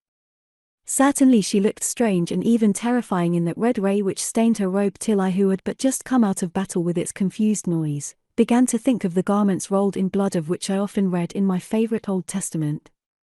For crimson was she from head to foot, a tall shape of terror and of wrath. The eye in heaven shut and the ray went out. Then came one of the spaces of grey light, and in it I saw men being brought up, apparently from the groups of prisoners, under guard, and, to the number of a dozen or more, stood in a line before Ayesha. Then I saw nothing more for a long while, because blackness seemed to flow in from every quarter of the heavens and to block out the scene beneath. At least after a pause of perhaps 5 minutes, during which the stillness was intense, the storm broke. It was a very curious storm. In all my experience of African tempests I cannot recall one which it resembled. It began with the usual cold and wailing wind. This died away, and suddenly the whole arch of heaven was alive with little lightnings that seemed to strike horizontally, not downwards to the earth, weaving a web of fire upon the surface of the sky. By the illumination of these lightnings which, but for the swiftness of their flashing and greater intensity, somewhat resembled a dense shower of shooting stars, I perceived that Ayesha was addressing the men that had been brought before her, who stood dejectedly in a long line with their heads bent, quite unattended, since their guards had fallen back. If I were going to receive a reward of cattle or wives, I should look happier than those moon-worshippers, bars, remarked Hans reflectively. Perhaps it would depend, I answered, upon what the cattle and wives were like. If the cattle had red water and would bring disease into your herd, or wild bulls that would gore you, and the wives were skinny old widows with evil tongues, then I think you would look as do those men, Hans. I don't quite know what made me speak thus, but I believe it was some sense of pending death or disaster, suggested, probably, by the ominous character of the setting provided by nature to the curious drama of which we were witnesses. I never thought of that, Bars, commented Hans, but it is true that all gifts are not good, especially witches' gifts. As he spoke, the little net-like lightnings died away, leaving behind them a gross darkness through which, far above us, the wind wailed again. Then suddenly all the heaven was turned into one blaze of light, and by it I saw Ayesha standing tall and rigid with her hand pointed towards the line of men in front of her. The blaze went out, to be followed by blackness, and to return almost instantly in a yet fiercer blaze which seemed to fall earthwards in a torrent of fire that concentrated itself in a kind of flame spout upon the spot where Ayesha stood. Through that flame, or rather in the heart of it, I saw Ayesha and the file of men in front of her, as the great king saw the prophets in the midst of the furnace that had been heated sevenfold. Only these men did not walk about in the fire, no, they fell backwards, while Ayesha alone remained upon her feet with outstretched hand. Next came more blackness and crash upon crash of such thunder that the earth shook as it reverberated from the mounting cliffs. Never in my life did I hear such fearful thunder. It frightened the Zulus so much, that they fell upon their faces, except Goroko and Umslopogaas, whose pride kept them upon their feet, the former because he had a reputation to preserve as a heaven herd, or master of tempests. I confess that I should have liked to follow their example, and lie down, being dreadfully afraid lest the lightning should strike me. But there I did not. At last the thunder died away, and in the most mysterious fashion that violent tempest came to a sudden end, as does a storm upon the stage. No rain fell, which in itself was surprising enough and most unusual, but in place of it a garment of the completest calm descended upon the earth. By degrees, too, the darkness passed and the westering sun reappeared. Its rays fell upon the place where the Haggard companies had stood, but now not one of them was to be seen. They were all gone and Ayesha with them. So completely had they vanished away that I should have thought that we suffered from illusions, were it not for the line of dead men which lay there looking very small and lonesome on the veldt, mere dots indeed at that distance. We stared at each other and at them, and then Goroko said that he would like to inspect the bodies to learn whether lightning killed at core as it did elsewhere, also whether it had smitten them altogether or leapt from man to man. This, as a professional heaven heard, he declared he could tell from the marks upon these unfortunates. As I was curious also and wanted to make a few observations, I consented. So with the exception of the wounded men, who I thought should avoid the exertion, we scrambled down the debris of the tumbled wall and across the open space beyond, reaching the scene of the tragedy without meeting or seeing anyone. There lay the dead, 11 of them, in an exact line as they had stood. They were all upon their backs with widely opened eyes and an expression of great fear frozen upon their faces. Some of these I recognized, as did Umslopogaas and Hans. They were soldiers or captains who had marched under me to attack Rezu, although until this moment I had not seen any of them after we began to descend the ridge where the battle took place. "Bars," said Hans, "I believe that these were the traitors who slipped away and told Rezu of our plans so that he attacked us on the ridge, instead of our attacking him on the plain as we had arranged so nicely. At least there were none of them in the battle and afterwards I heard the Haggard talking of some of them." I remarked that if so the lightning had discriminated very well in this instance. Meanwhile Goroko was examining the bodies one by one, and presently called out, "These doomed ones died not by lightning but by witchcraft. There is not a burn upon one of them, nor are their garments scorched." I went to look and found that it was perfectly true. To all outward appearance the 11 were quite unmarked and unharmed. Except for their frightened air, they might have died a natural death in their sleep. "Does lightning always scorch?" I asked Goroko. "Always, Macumazan," he answered, "that is, if he who has been struck is killed, as these are, and not only stunned. Moreover, most of yonder dead wear knives which should have melted or shattered with the sheaths burnt off them. Yet those knives are as though they had just left the smith's hammer and the whetstone, and he drew some of them to show me." Again it was quite true, and here I may remark that my experience tallied with that of Goroko, since I have never seen anyone killed by lightning on whom or on whose clothing there was not some trace of its passage. "Oh," said Umslopogaas, "this is witchcraft, not heaven wrath. The place is enchanted. Let us get away lest we be smitten also who have not earned doom like those traitors." "No need to fear," said Hans, "since with us is the great medicine of Zakali which can tie up the lightning as an old woman does a bundle of sticks."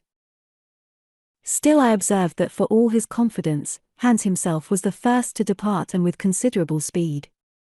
So we went back to our camp without more conversation, since the Zulus were scared, and I confessed that myself I could not understand the matter, though no doubt it admitted of some quite simple explanation.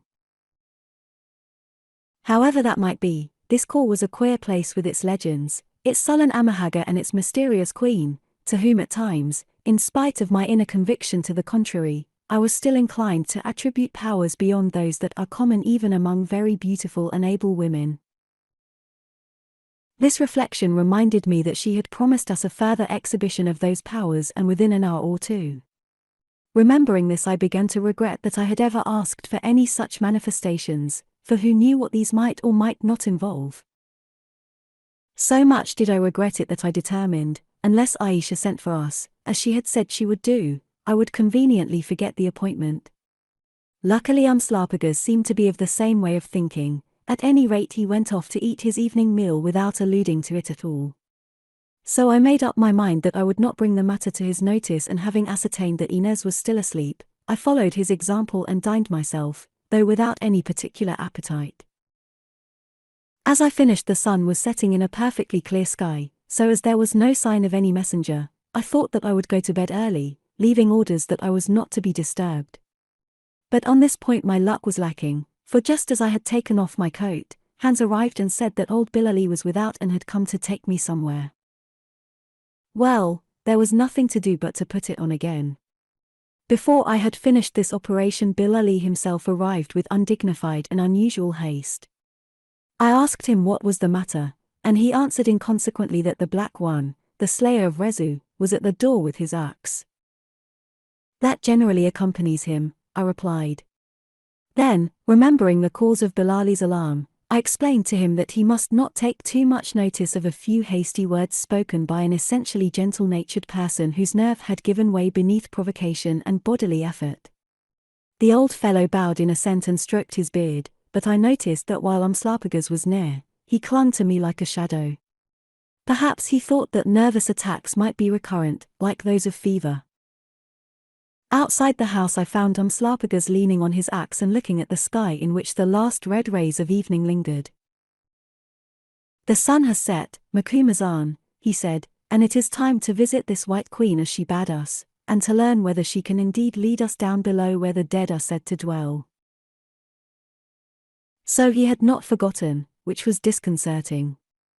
To cover up my own doubts I asked him with affected confidence and cheerfulness whether he was not afraid to risk this journey down below, that is, to the realm of death.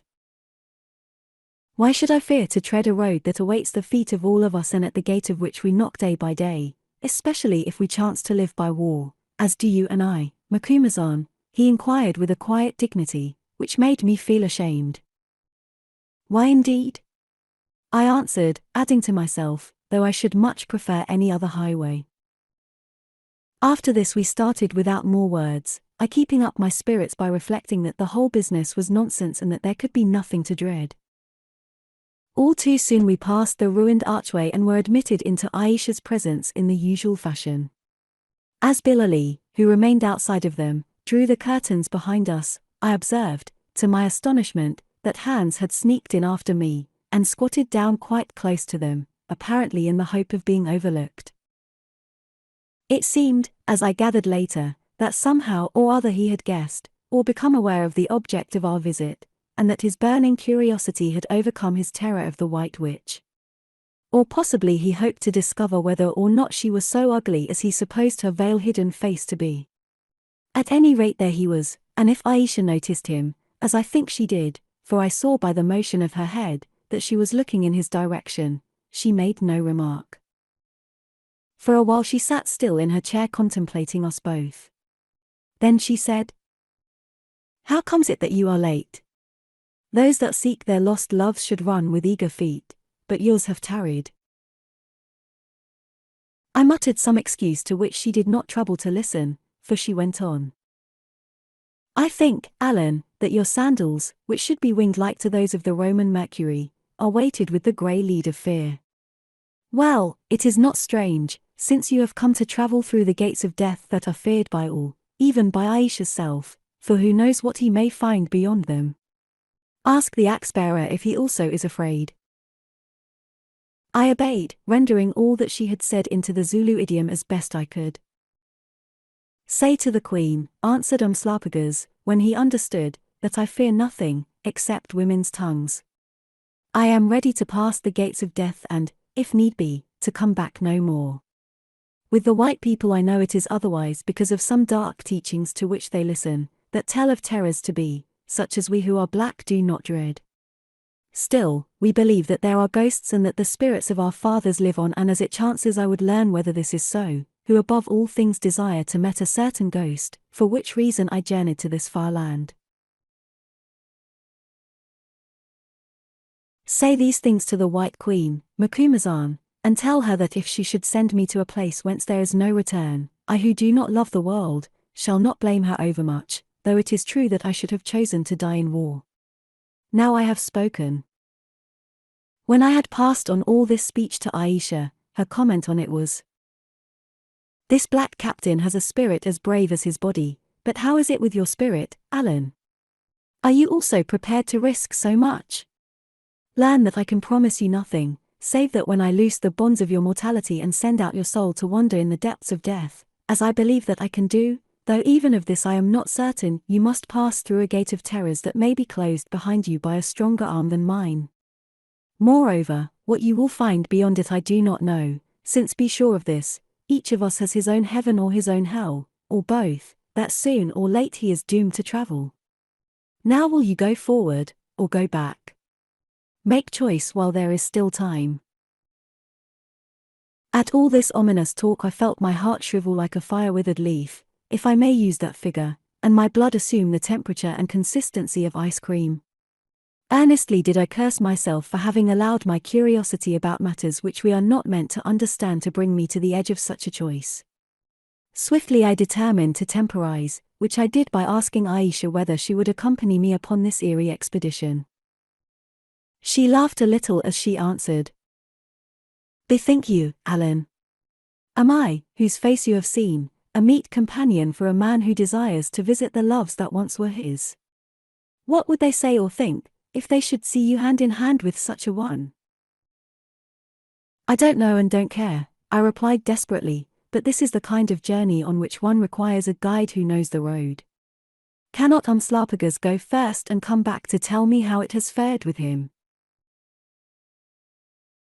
If the brave and instructed White Lord, panoplied in the world's last faith, is not ashamed to throw the savage in his ignorance out like a feather to test the winds of hell and watch the while to learn whether these blow him back unscorched, or waft him into fires whence there is no return, perchance it might so be ordered, Allan.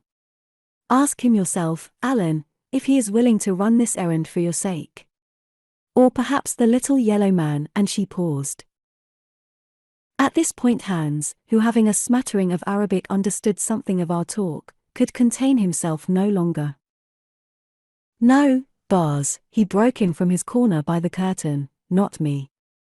I don't care for hunting spooks, Bars, which leave no spoor that you can follow and are always behind when you think they are in front. Also there are too many of them waiting for me down there, and how can I stand up to them until I am a spook myself and know their ways of fighting? Also if you should die when your spirit is away, I want to be left that I may bury you nicely." "Be silent," I said in my sternest manner.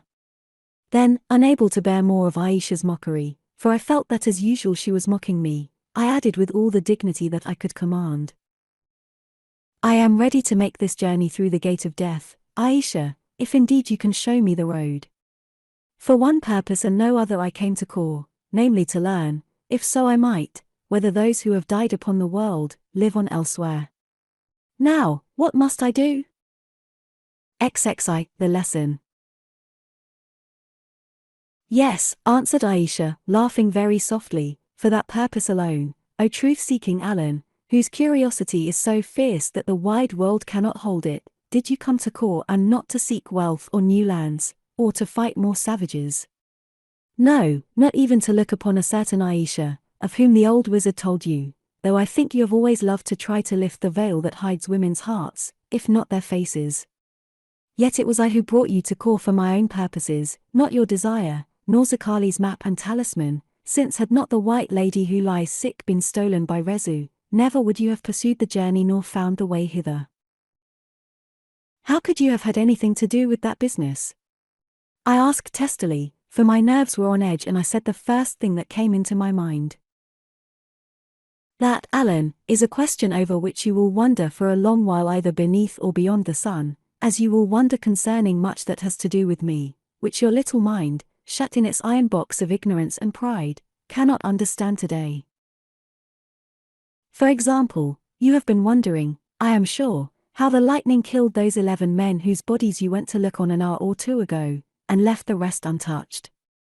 Well, I will tell you at once that it was not lightning that killed them, although the strength within me was manifest to you in storm, but rather what that witch doctor of your following called wizardry.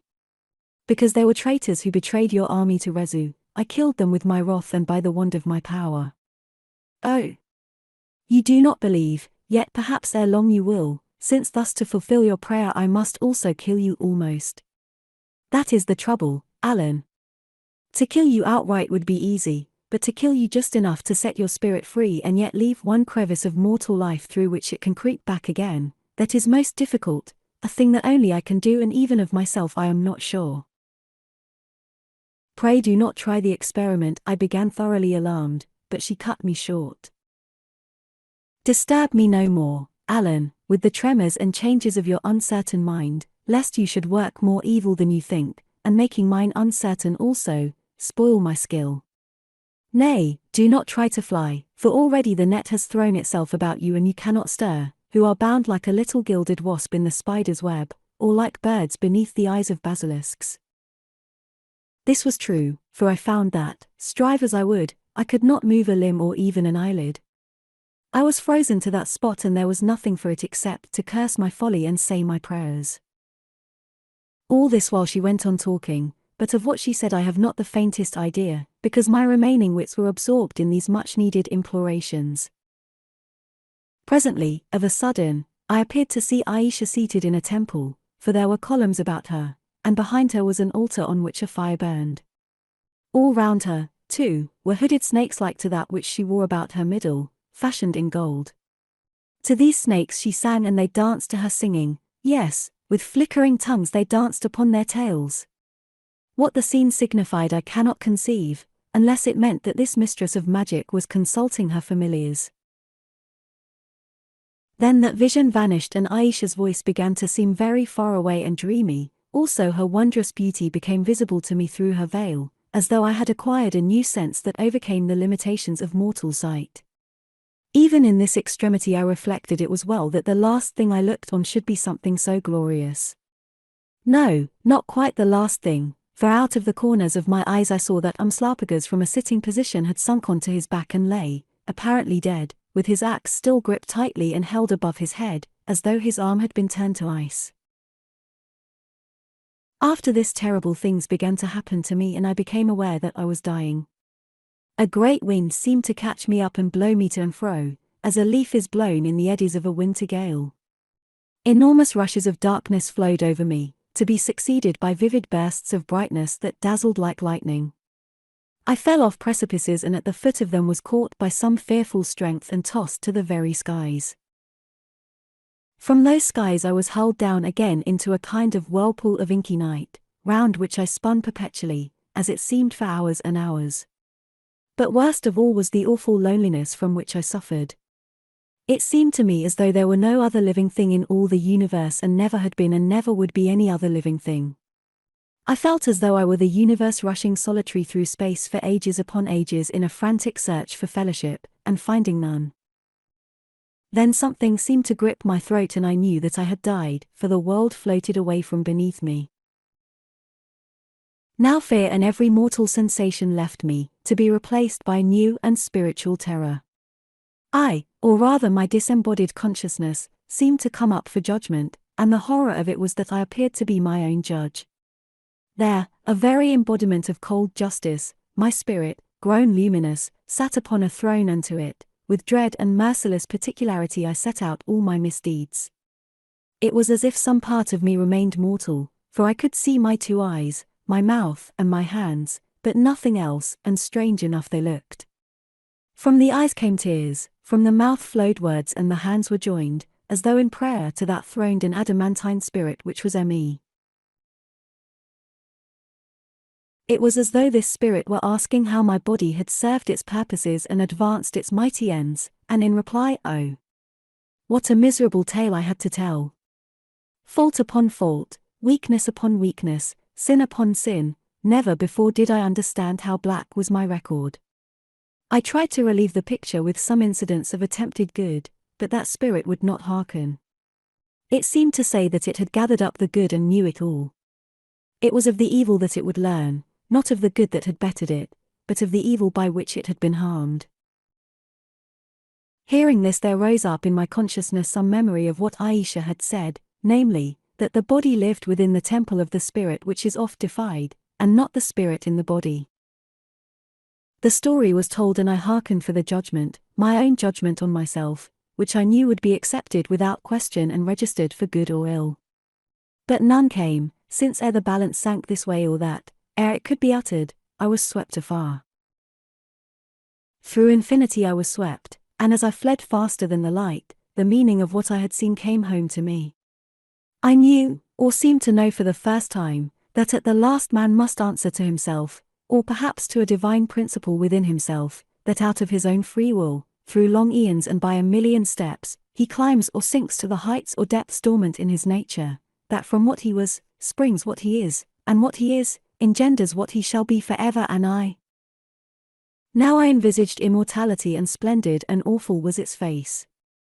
It clasped me to its breast, and in the vast circle of its arms I was upborne, I who knew myself to be without beginning and without end, and yet of the past and of the future knew nothing, save that these were full of mysteries. As I went I encountered others, or overtook them, making the same journey. Robertson swept past me, and spoke, but in a tongue I could not understand. I noted that the madness had left his eyes and that his fine-cut features were calm and spiritual. The other wanderers I did not know. I came to a region of blinding light. The thought rose in me that I must have reached the sun, or a sun, though I felt no heat. I stood in a lovely, shining valley about which burned mountains of fire. There were huge trees in that valley, but they glowed like gold, and their flowers and fruit were as though they had been fashioned of many-colored flames. The place was glorious beyond compare, but very strange to me and not to be described. I sat me down upon a boulder which burned like a ruby, whether with heat or color I do not know, by the edge of a stream that flowed with what looked like fire and made a lovely music. I stooped down and drank of this water of flames, and the scent and the taste of it were as those of the costliest wine. There, beneath the spreading limbs of a fire tree I sat, and examined the strange flowers that grew around, colored like rich jewels and perfumed above imagining. There were birds also which might have been feathered with sapphires, rubies, and amethysts, and their song was so sweet that I could have wept to hear it. The scene was wonderful and filled me with exultation, for I thought of the land where it is promised that there shall be no more night. People began to appear, men, women, and even children, though whence they came I could not see. They did not fly and they did not walk, they seemed to drift towards me, as unguided boats drift upon the tide. One and all they were very beautiful, but their beauty was not human, although their shapes and faces resembled those of men and women made glorious. None were old, and except the children, none seemed very young. It was as though they had grown backwards or forwards to middle life and rested there at their very best. Now came the marvel, all these uncounted people were known to me, though so far as my knowledge went I had never set eyes on most of them before. Yet I was aware that in some forgotten life or epoch I had been intimate with every one of them, also that it was the fact of my presence and the call of my subconscious mind which drew them to this spot. Yet that presence and that call were not visible or audible to them, who, I suppose, flowed down some stream of sympathy, why or whither they did not know. Had I been as they were, perchance they would have seen me. As it was, they saw nothing, and I could not speak and tell them of my presence. Some of this multitude, however, I knew well enough even when they had departed years and years ago. But about these I noted this, that every one of them was a man or a woman or a child for whom I had felt love or sympathy or friendship. Not one was a person whom I had disliked or whom I had no wish to see again. If they spoke at all I could not hear or read their speech, yet to a certain extent I could hear their thoughts. Many of these were beyond the power of my appreciation on subjects of which I had no knowledge, or that were too high for me, but some were of quite simple things such as concern us upon the earth, such as of friendship, or learning, or journeys made or to be made, or art, or literature, or the wonders of nature, or of the fruits of the earth, as they knew them in this region. This I noted too, that each separate thought seemed to be hallowed and enclosed in an atmosphere of prayer or heavenly aspiration, as a seed is enclosed in the heart of a flower, or a fruit in its odorous rind, and that this prayer or aspiration presently appeared to bear the thought away, whither I knew not. Moreover, all these thoughts, even of the humblest things, were beauteous and spiritual, nothing cruel or impure or even coarse was to be found among them. They radiated charity, purity, and goodness. Among them I perceived were none that had to do with our earth. This and its affairs seemed to be left far behind these thinkers. A truth that chilled my soul was alien to their company. Worse still, so far as I could discover, although I knew that all these bright ones had been near to me at some hour in the measurements of time and space, not one of their musings dwelt upon me or on aught with which I had to do. Between me and them there was a great gulf fixed and a high wall built. Oh, look! One came shining like a star, and from far away came another with dove-like eyes and beautiful exceedingly, and with this last a maiden, whose eyes were as hers, who my own heart told me was her mother. Well, I knew them both, they were those whom I had come to seek, the women who had been mine upon the earth, and at the sight of them my spirit thrilled. Surely they would discover me. Surely at least they would speak of me and feel my presence. But, although they stayed within a pace or two of where I rested, alas! It was not so. They seemed to kiss and to exchange swift thoughts about many things, high things of which I will not write, and common things, yes, even of the shining robes they wore, but never a one of me. I strove to rise and go to them, but could not. I strove to speak and could not. I strove to throw out my thought to them and could not. It fell back upon my head like a stone hurled heavenward. They were remote from me, utterly apart. I wept tears of bitterness that I should be so near and yet so far. A dull and jealous rage burned in my heart, and this they did seem to feel, or so I fancied. At any rate, apparently by mutual consent, they moved further from me as though something pained them. Yes, my love could not reach their perfected natures, but my anger hurt them. As I sat chewing this root of bitterness, a man appeared, a very noble man, in whom I recognized my father grown younger and happier looking, but still my father, with whom came others, men and women whom I knew to be my brothers and sisters who had died in youth far away in Oxfordshire. Joy leapt up in me, for I thought, these will surely know me and give me welcome, since, though here sex has lost its power, blood must still call to blood. But it was not so. They spoke, or interchanged their thoughts, but not one of me. I read something that passed from my father to them. It was a speculation as to what had brought them all together there, and read also the answer hazarded, that perhaps it might be to give welcome to some unknown who was drawing near from below and would feel lonely and unfriended. Thereon my father replied that he did not see or feel this wanderer, and thought that it could not be so, since it was his mission to greet such on their coming. Then in an instant all were gone and that lovely, glowing plain was empty, save for myself seated on the ruby-like stone, weeping tears of blood and shame and loss within my soul. So I sat a long while, till presently I was aware of a new presence, a presence dusky and splendid and arrayed in rich barbaric robes. Straight she came towards me, like a thrown spear, and I knew her for a certain royal and savage woman who on earth was named Mamina, or wind that wailed. Moreover she divined me, though see me she could not. Art there, watcher in the night, watching in the light, she said or thought, I know not which, but the words came to me in the Zulu tongue. Aye, she went on, I know that thou art there, from 10,000 leagues away I felt thy presence and broke from my own place to welcome thee, though I must pay for it with burning chains and bondage. How did those welcome thee whom thou camest out to seek? Did they clasp thee in their arms and press their kisses on thy brow? Or did they shrink away from thee because the smell of earth was on thy hands and lips? I seemed to answer that they did not appear to know that I was there. Aye, they did not know because their love is not enough, because they have grown too fine for love.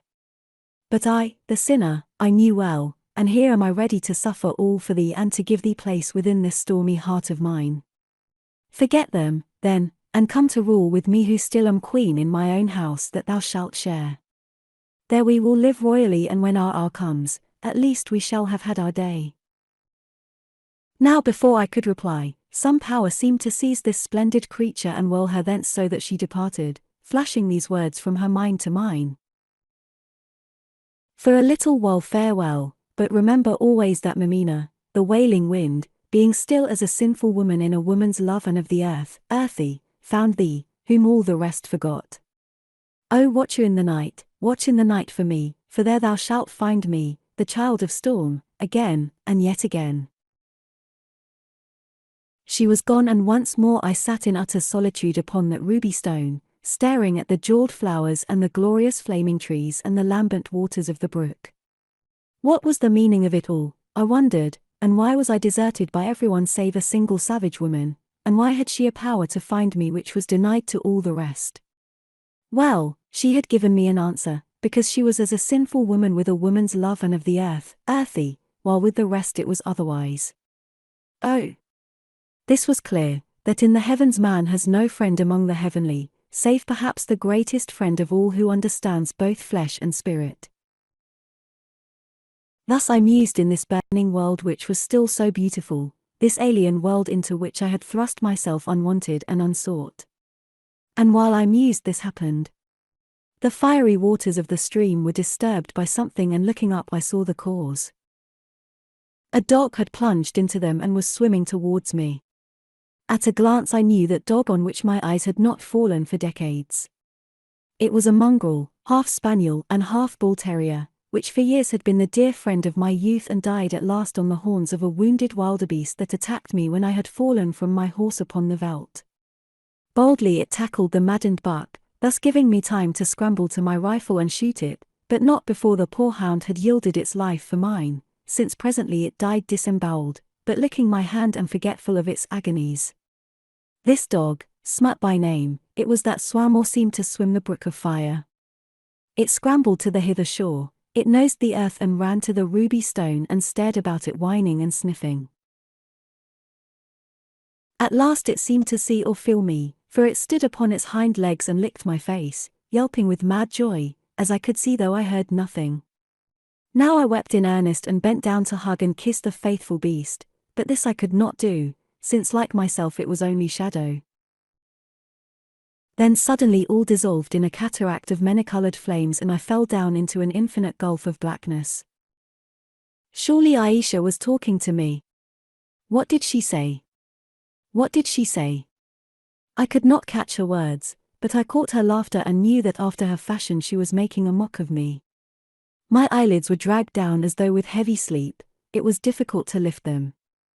At last they were open and I saw Ayesha seated on her couch before me, and this I noted at once, with her lovely face unveiled. I looked about me, seeking Umslopogaas and hands.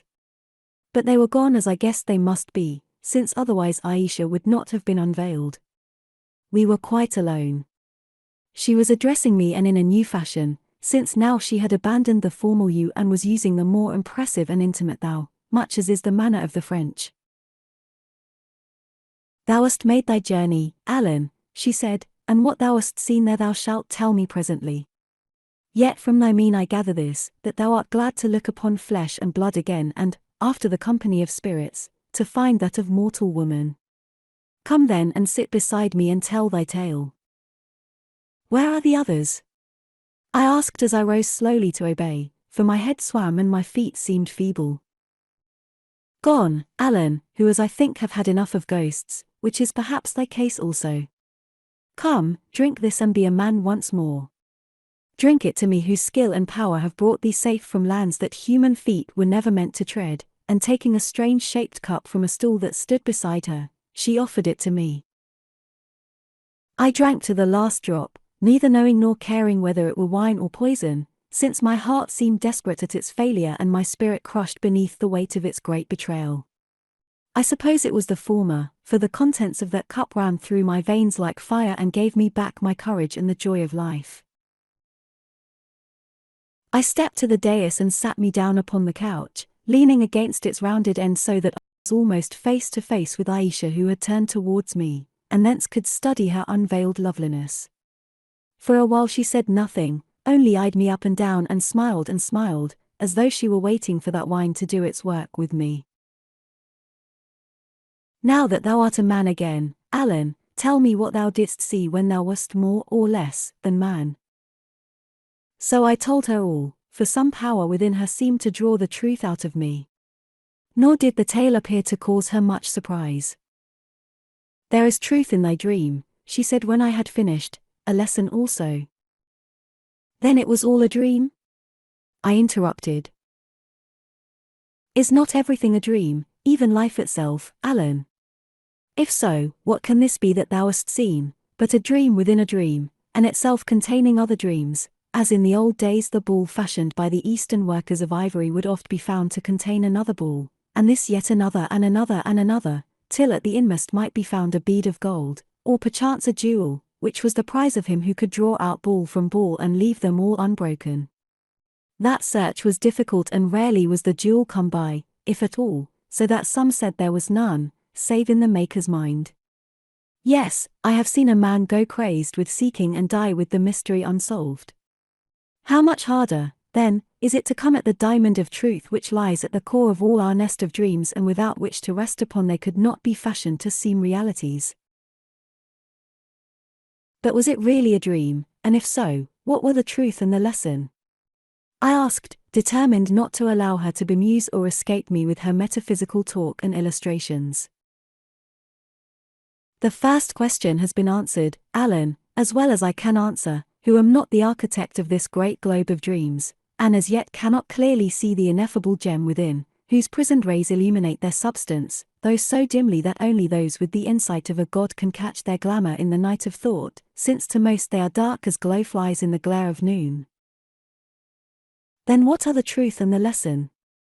I persisted, perceiving that it was hopeless to extract from her an opinion as to the real nature of my experiences and that I must content myself with her deductions from them.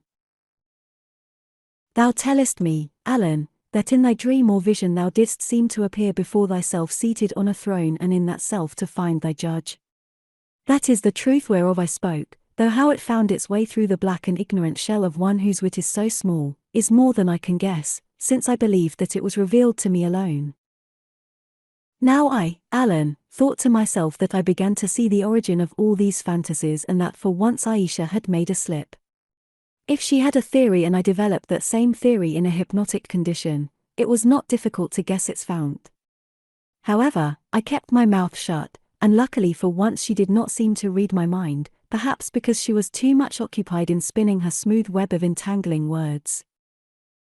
All men worship their own God, she went on, and yet seem not to know that this God dwells within them and that of him they are a part. There he dwells and there they mold him to their own fashion, as the potter molds his clay, though whatever the shape he seems to take beneath their fingers, still he remains the God infinite and unalterable.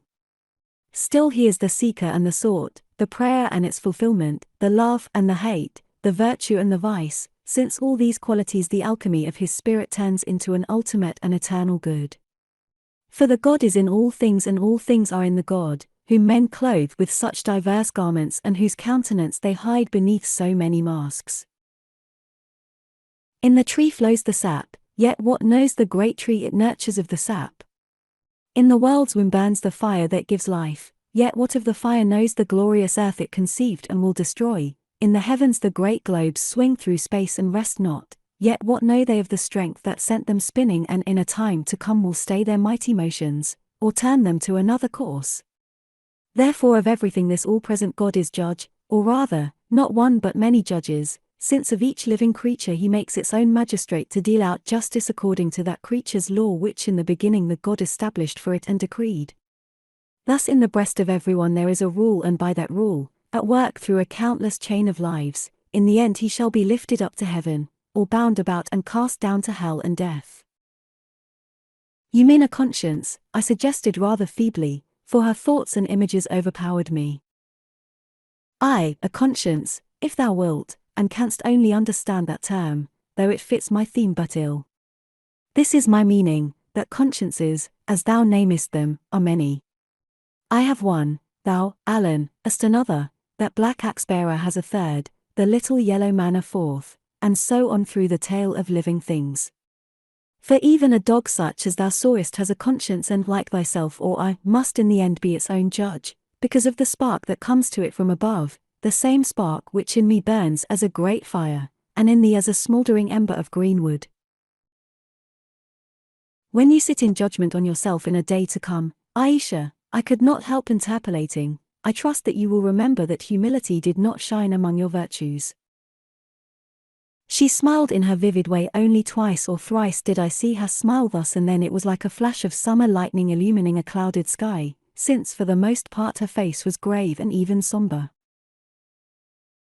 Well answered, she said.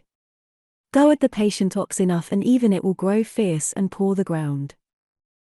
Humility. What have I to do with it, O Allan? Let humility be the part of the humble-souled and lowly, but for those who reign as I do, and they are few indeed, let there be pride in the glory they have earned. Now I have told thee of the truth thou sawest in thy vision, and wouldst thou hear the lesson? Yes, I answered, since I may as well be done with it at once, and doubtless it will be good for me. The lesson, Allan, is one which thou preachest, humility. Vain man and foolish as thou art, thou didst desire to travel the underworld in search of certain ones who once were all in all to thee, nay, not all in all, since of them there were two or more, but at least much. Thus thou wouldst do because, as thou saidst, thou didst seek to know whether they still lived on beyond the gates of blackness. Yes, thou saidst this, but what thou didst hope to learn in truth was whether they lived on in thee and for thee only. For thou in thy vanity, didst picture these departed souls as doing naught in that heaven they had won, save think of thee still burrowing on the earth, and, at times lightening thy labours with kisses from other lips than theirs. Never! I exclaimed indignantly. Never! It is not true. Then I pray pardon, Allan, who only judged of thee by others that were as men are made, and being such, not to be blamed if perchance from time to time, they turn to look on women, who alas, were as they are made. So at least it was when I knew the world, but mayhap since then its richest wine has turned to water, whereby I hope it has been bettered. At the least this was thy thought, that those women who had been thine for an hour, through all eternity could dream of naught else save thy perfections, and hope for naught else than to see thee at their sides through that eternity, or such part of thee as thou couldst spare to each of them. For thou didst forget that where they have gone there may be others even more peerless than thou art and more fit to hold a woman's love, which as we know on earth was ever changeful, and perhaps may so remain where it is certain that new lights must shine and new desires beckon. Dost understand me, Allan? I think so, I answered with a groan. I understand you to mean that worldly impressions soon wear out and that people who have departed to other spheres may there form new ties and forget the old. Yes, Allan, as do those who remain upon this earth, whence these others have departed. Do men and women still remarry in the world, Allan, as in my day they were wont to do? Of course it is allowed. As many other things, or perchance this same thing, may be allowed elsewhere, for when there are so many habitations from which to choose, why should we always dwell in one of them, however strait the house or poor the prospect? Now understanding that I was symbolized by the strait house and the poor prospect, I should have grown angry, had not a certain sense of humor come to my rescue, who remembered that after all Ayesha's satire was profoundly true. Why, beyond the earth, should anyone desire to remain unalterably tied to and inextricably wrapped up in such a personality as my own, especially if others of superior texture abounded about them? Now that I came to think of it, the thing was absurd and not to be the least expected in the midst of 1,000 new and vivid interests. I had met with one more disillusionment, that was all. Dost understand, Allan, went on Ayesha, who evidently was determined that I should drink this cup to the last drop, that these dwellers in the sun, or the far planet where thou hast been according to thy tale, saw thee not and knew naught of thee. It may chance therefore that at this time thou wast not in their minds which at others dream of thee continually. Or it may chance that they never dream of thee at all, having quite forgotten thee, as the weaned cub forgets its mother. At least there was one who seemed to remember, I exclaimed, for her poisoned mocking stung the words out of me, one woman and a dog. I, the savage, who being nature's child, a sinner that departed hence by her own act, how Ayesha knew this I cannot say, I never told her, has not yet put on perfection and therefore still remembers him whose kiss was last upon her lips. But surely, Allan, it is not thy desire to pass from the gentle, ordered claspings of those white souls for the tumultuous arms of such a one as this. Still, let that be, for who knows what men will or will not do in jealousy and disappointed love? And the dog, it remembered also and even sought thee out, since dogs are more faithful and single-hearted than is mankind. There at least thou hast thy lesson, namely to grow more humble and never to think again that thou holdest all a woman's soul for I, because once she was kind to thee for a little while on earth. Yes, I answered, jumping up in a rage, as you say, I have my lesson, and more of it than I want. So by your leave, I will now bid you farewell, hoping that when it comes to be your turn to learn this lesson, Or worse, Ayesha, as I am sure it will one day, for something tells me so, you may enjoy it more than I have done. XXII, Ayesha's farewell. Thus I spoke, whose nerves were on edge after all that I had seen, or, as even then I suspected, seemed to see. For how could I believe that these visions of mine had any higher origin than Ayesha's rather malicious imagination? Already I had formed my theory. It was that she must be a hypnotist of power, who, after she had put a spell upon her subject, could project into his mind such fancies as she chose together with a selection of her own theories. Only 2 points remained obscure.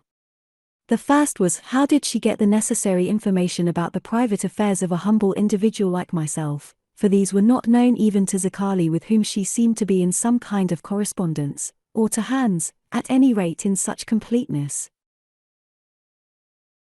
I could but presume that in some mysterious way she drew them from, or rather excited them in my own mind and memory, so that I seemed to see those with whom once I had been intimate, with modifications and in surroundings that her intelligence had carefully prepared. It would not be difficult for a mind like hers, familiar, as I gathered it was, with the ancient law of the Greeks and the Egyptians, to create a kind of Hades and, by way of difference, to change it from one of shadow to one of intense illumination, and into it to plunge the consciousness of him upon whom she had laid her charm of sleep. I had seen nothing and heard nothing that she might not thus have moulded, always given that she had access to the needful clay of facts which I alone could furnish. Granting this hypothesis, the second point was, what might be the object of her elaborate and most bitter jest? Well, I thought that I could guess. First, she wished to show her power, or rather to make me believe that she had power of a very unusual sort. Secondly, she owed Umslopogaas and myself a debt for our services in the war with Rezu, which we had been told would be repaid in this way. Thirdly, I had offended her in some fashion and she took her opportunity of settling the score. Also there was a fourth possibility, that really she considered herself a moral instructress and desired, as she said, to teach me a lesson by showing how futile were human hopes and vanities in respect to the departed and their affections. Now I do not pretend that all this analysis of Ayesha's motives occurred to me at the moment of my interview with her. Indeed, I only completed it later after much careful thought, when I found it sound and good. At that time, although I had inklings, I was too bewildered to form a just judgment. Further, I was too angry, and it was from this bow of my anger that I loosed a shaft at a venture as to some lesson which awaited her. Perhaps certain words spoken by the dying Rezu had shaped that shaft. Or perhaps some shadow of her advancing fate fell upon me. The success of the shot, however, was remarkable. Evidently it pierced the joints of her harness, and indeed went home to Ayesha's heart. She turned pale, all the peach bloom hues faded from her lovely face, her great eyes seemed to lessen and grow dull and her cheeks to fall in. Indeed, for a moment she looked old, very old, quite an aged woman. Moreover she wept, for I saw 2 big tears drop upon her white raiment and I was horrified.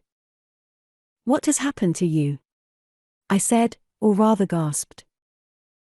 "Naught," she answered, "save that thou hast hurt me sore. Dost thou not know, Allan, that it is cruel to prophesy ill to any, since such words feathered from fate's own wing and barbed with venom, fester in the breast and mayhap bring about their own accomplishment? Most cruel of all is it when with them are repaid friendship and gentleness." I reflected to myself, yes, friendship of the order that is called candid, and gentleness such as is hid in a cat's velvet paw, but contented myself with asking how it was that she who said she was so powerful, came to fear anything at all. "Because as I have told thee, Allan, there is no armor that can turn the spear of destiny which, when I heard those words of thine, it seemed to me, I know not why, was directed by thy hand. Look now on Rezu, who thought himself unconquerable and yet was slain by the black axe-bearer, and whose bones tonight stay the famine of the jackals. Moreover I am accursed who sought to steal its servant from heaven to be my love, and how know I when and where vengeance will fall at last? Indeed, it has fallen already on me, who through the long ages amid savages must mourn widowed and alone, but not all of it, oh! I think, not all." Then she began to weep in good earnest, and watching her, For the first time I understood that this glorious creature who seemed to be so powerful, was after all one of the most miserable of women and as much a prey to loneliness, every sort of passion and apprehensive fear, as can be any common mortal. If, as she said, she had found the secret of life, which of course I did not believe, at least it was obvious that she had lost that of happiness. She sobbed softly and wept, and while she did so the loveliness, which had left her for a little while, returned to her like light to a grey and darkened sky. Oh, how beautiful she seemed with the abundant locks in disorder over her tear-stained face, how beautiful beyond imagining. My heart melted as I studied her. I could think of nothing else except her surpassing charm and glory. "I pray you, do not weep," I said. "It hurts me, and indeed I am sorry if I said anything to give you pain." But she only shook that glorious hair further about her face and behind its veil wept on. "You know, Ayesha," I continued, "you have said many hard things to me, making me the target of your bitter wit, therefore it is not strange that at last I answered you. And hast thou not deserved them, Allan?" she murmured in soft and broken tones from behind that veil of scented locks. "Why?" I asked. "Because from the beginning thou didst defy me, showing in thine every accent that thou heldest me a liar and one of no account in body or in spirit, one not worthy of thy kind look, or of those gentle words which once were my portion among men. Oh! Thou hast dealt hardly with me, and therefore perchance, I know not, I paid thee back with such poor weapons as a woman holds, though all the while I liked thee well."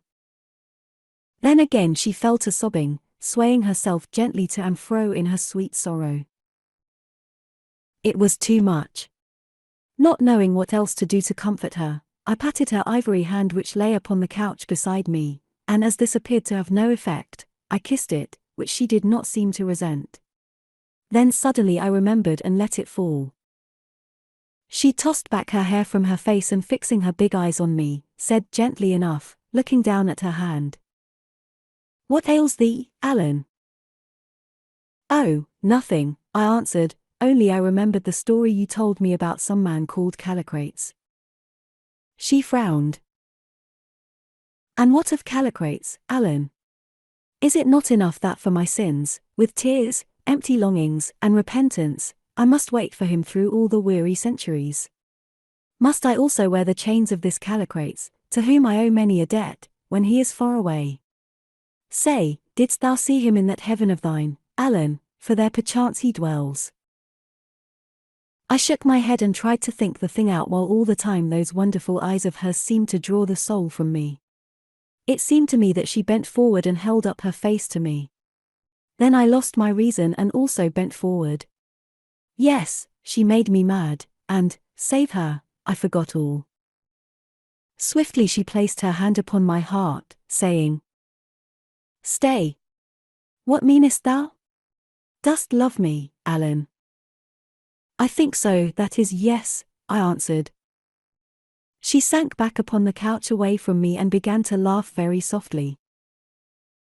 "What words are these," she said, "that they pass thy lips so easily and so unmeant, perchance from long practice? Oh!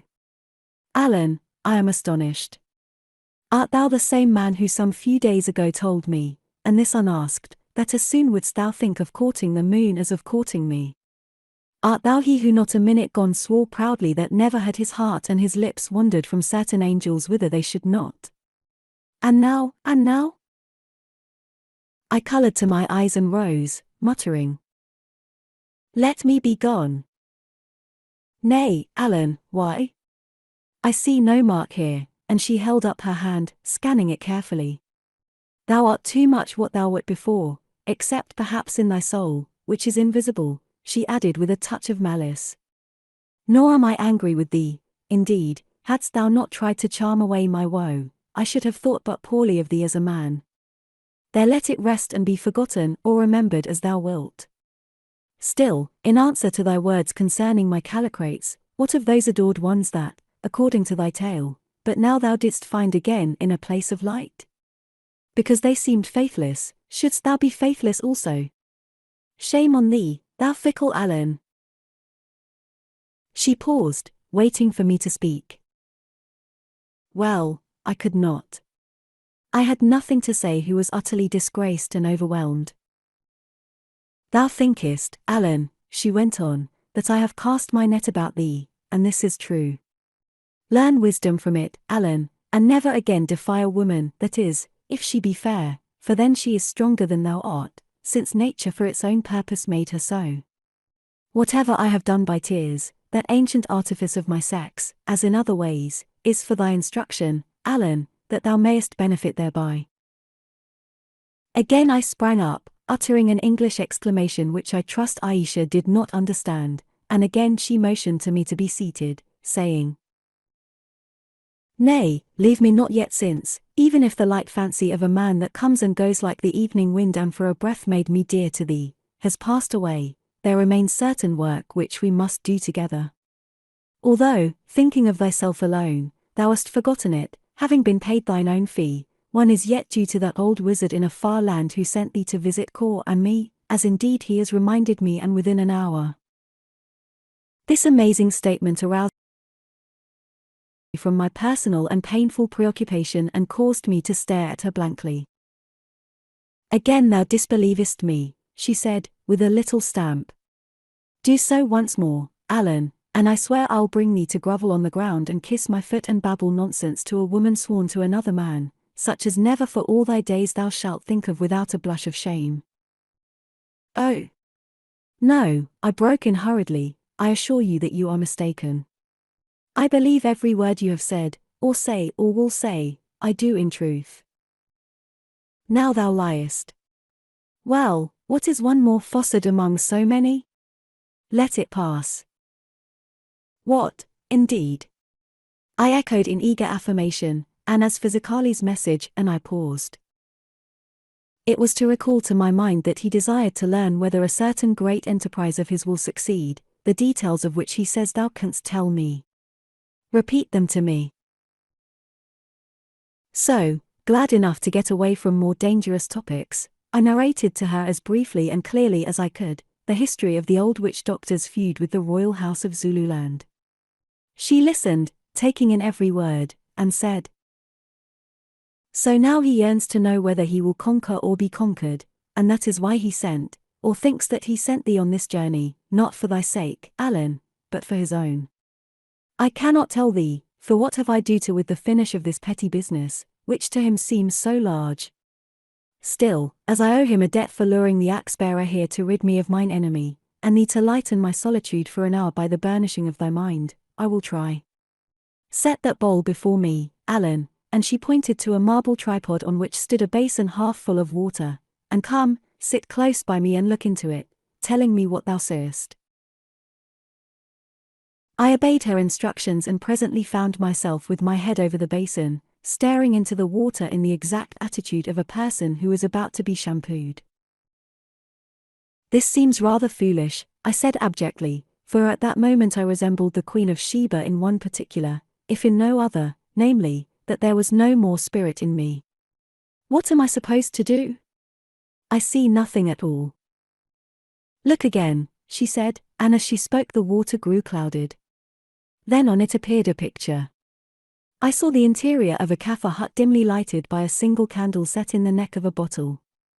To the left of the door of the hut was a bedstead, and on it lay stretched a wasted and dying man, in whom, to my astonishment, I recognized Cettiweo, king of the Zulus. At the foot of the bed stood another man, myself grown older by many years, and leaning over the bed, apparently whispering into the dying man's ear, was a grotesque and malevolent figure which I knew to be that of Zakali, opener of roads, whose glowing eyes were fixed upon the terrified and tortured face of Cettiweo. All was as it happened afterwards, as I have written down in the book called Finished. I described what I saw to Ayesha, and while I was doing so the picture vanished away, so that nothing remained save the clear water in the marble bowl. The story did not seem to interest her, indeed, she leaned back and yawned a little. Thy vision is good, Allan, she said indifferently, and wide also, since thou canst see what passes in the sun or distant stars, and pictures of things to be in the water, to say nothing of other pictures in a woman's eyes, all within an hour. Well, this savage business concerns me not, and of it I want to know no more. Yet it would appear that here the old wizard who is thy friend, has the answer that he desires. For there in the picture the king he hates lies dying while he hisses in his ear, and thou dost watch the end. What more can he seek? Tell him it when ye meet, and tell him also it is my will that in future he should trouble me less, since I love not to be wakened from my sleep to listen to his half-instructed talk and savage vapourings. Indeed, he presumes too much. And now enough of him and his dark plots. Ye have your desires, all of you, and are paid in full. Overpaid, perhaps, I said with a sigh. Ah, Allan, I think that lesson thou hast learned pleases thee but little. Well, be comforted, for the thing is common. Hast never heard that there is but one morsel more bitter to the taste than desire denied, namely, desire fulfilled? Believe me that there can be no happiness for man until he attains a land where all desire is dead. That is what the Buddha preaches, Ayesha.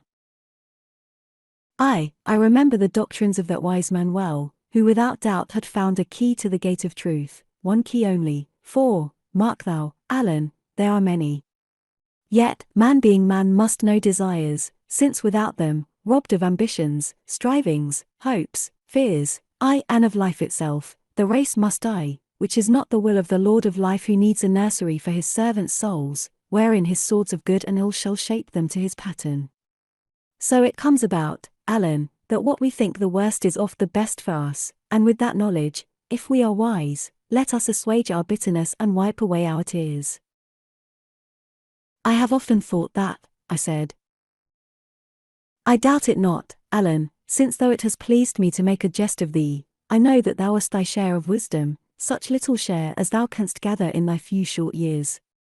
I know, too, that thy heart is good and aspires high, and friend, well, I find in thee a friend indeed, as I think not for the first time, nor certainly for the last. Mark, Allan, what I say, not a lover, but a friend, which is higher far. For when passion dies with the passing of the flesh, if there be no friendship, what will remain save certain memories that, mayhap, are well forgot? How would those lovers meet elsewhere who were never more than lovers? With weariness, I hold, as they stared into each other's empty soul, or even with disgust. Therefore the wise will seek to turn those with whom fate mates them into friends, since otherwise soon they will be lost for aye. More, if they are wiser still, having made them friends, they will suffer them to find lovers where they will. Good maxims, are they not? Yet hard to follow, or so, perchance, thou thinkest them as I do. She grew silent and brooded a while, resting her chin upon her hand and staring down the hall. Thus the aspect of her face was different from any that I had seen it wear. No longer had it the allure of Aphrodite or the majesty of Hera, rather might it have been that of Athene herself. So wise it seemed, so calm, so full of experience and of foresight, that almost it frightened me. What was this woman's true story, I wondered, what her real self, and what the sum of her gathered knowledge? Perhaps it was accident, or perhaps, again, she guessed my mind.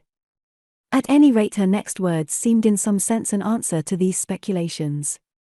Lifting her eyes she contemplated me a while, then said, My friend, we part to meet no more in thy life's day.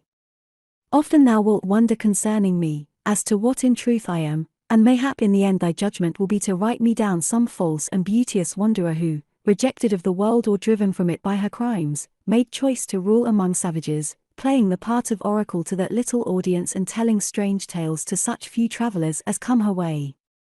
Perhaps, indeed, I do play this part among many others, and if so, thou wilt not judge me wrongly. Allan, in the old days, mariners who had sailed the northern seas, told me that therein amidst mist and storm float mountains of ice, shed from dizzy cliffs which are hid in darkness where no sun shines.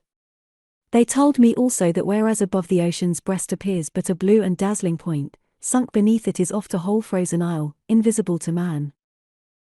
Such am I, Allan. Of my being thou sayest but one little peak glittering in light or crowned with storm, as heaven's moods sweep over it. But in the depths beneath are hid its white and broad foundations, hollowed by the seas of time to caverns and to palaces which my spirit doth inhabit. So picture me, therefore, as wise and fair, but with a soul unknown, and pray that in time to come thou mayest see it in its splendor. Hadst thou been other than thou art, I might have shown thee secrets, making clear to thee the parable of much that I have told thee in metaphor and varying fable, aye, and given thee great gifts of power and enduring days of which thou knowest nothing. But of those who visit shrines, O Allan, two things are required, worship and faith, since without these the oracles are dumb and the healing waters will not flow.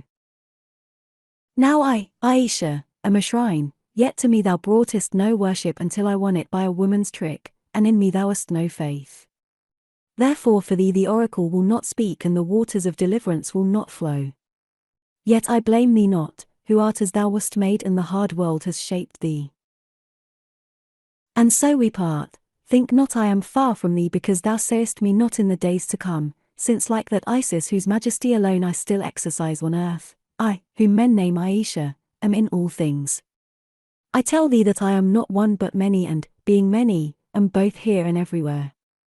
When thou standest beneath the sky at night and lookest on the stars, remember that in them mine eyes behold thee, when the soft winds of evening blow, that my breath is on thy brow and when the thunder rolls, that there am I riding on the lightnings and rushing with the gale. Do you mean that you are the goddess Isis? I asked, bewildered. Because if so, why did you tell me that you were but her priestess? Have it as thou wilt, Allan. All sounds do not reach thine ears, all sights are not open to thy eyes and therefore thou art both half deaf and blind.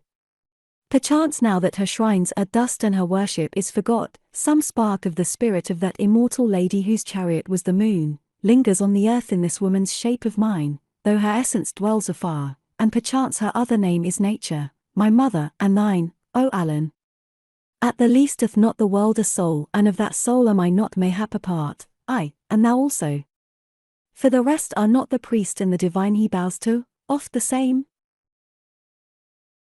It was on my lips to answer, yes, if the priest is a knave or a self-deceiver, but I did not. Farewell, Allan, and let Ayesha's benison go with thee. Safe shalt thou reach thy home, for all is prepared to take thee hence, and thy companions with thee. Safe shalt thou live for many a year, till thy time comes, and then, perchance, thou wilt find those whom thou hast lost more kind than they seem to be tonight. She paused a while, then added, Hearken unto my last word. As I have said, much that I have told thee may bear a double meaning, as is the way of parables, to be interpreted as thou wilt. Yet one thing is true. I love a certain man, in the old days named Callicrates, to whom alone I am appointed by a divine decree, and I await him here. Oh, shouldest thou find him in the world without, tell him that Ayesha awaits him and grows weary in the waiting. Nay, thou wilt never find him, since even if he be born again, by what token would he be known to thee? Therefore I charge thee, keep my secrets well, lest Ayesha's curse should fall on thee. While thou livest tell naught of me to the world thou knowest. Dost thou swear to keep my secrets, Allan? I swear, Ayesha. I thank thee, Allan, she answered, and grew silent for a while. At length Ayesha rose and drawing herself up to the full of her height, stood there majestic. Next she beckoned to me to come near, for I too had risen and left the dais.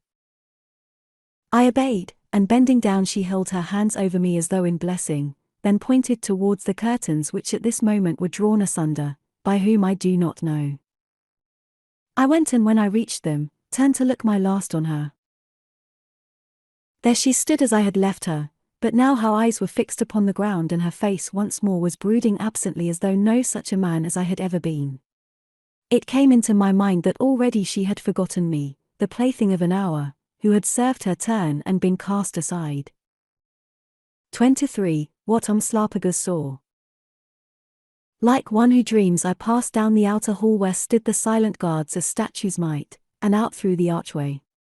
Here I paused for a moment, partly to calm my mind in the familiar surroundings of the night, and partly because I thought that I heard someone approaching me through the gloom, and in such a place where I might have many enemies, it was well to be prepared. As it chanced, however, my imaginary assailant was only Hans, who emerged from some place where he had been hiding, a very disturbed and frightened Hans. "Oh, Bars," he said in a low and shaky whisper, "I am glad to see you again, and standing on your feet, not being carried with them sticking straight in front of you as I expected." "Why?" I asked. "Oh, Bars, because of the things that happened in that place where the tall Frau with her head tied up as though she had toothache, sits like a spider in a web." "Well, what happened, Hans?" I asked as we walked forward. "This, Bars.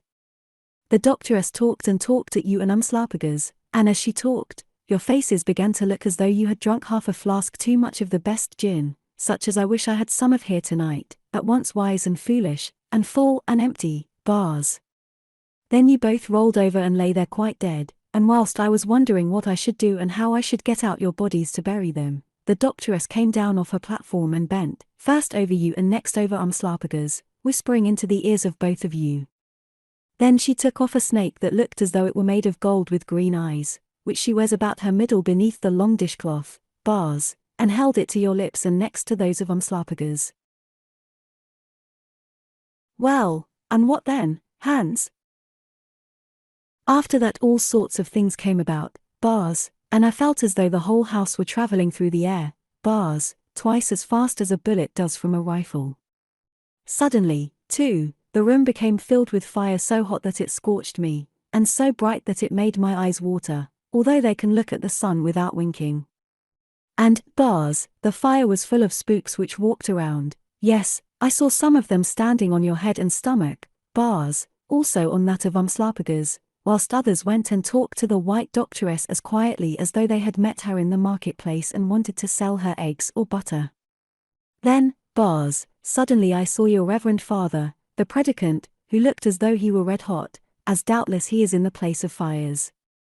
I thought he came up to me, Bars, and said, 'Get out of this, Hans.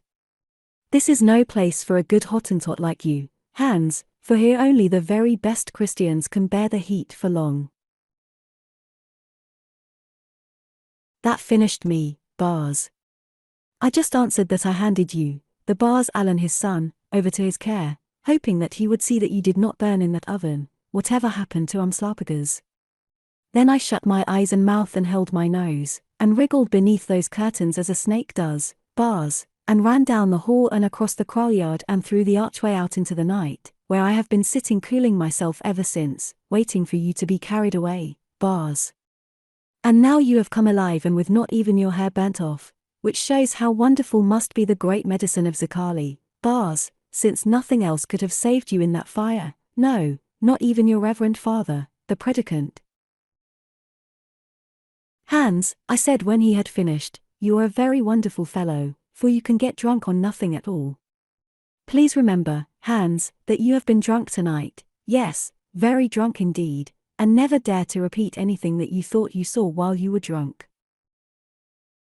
"Yes, Bars, I understand that I was drunk and already have forgotten everything.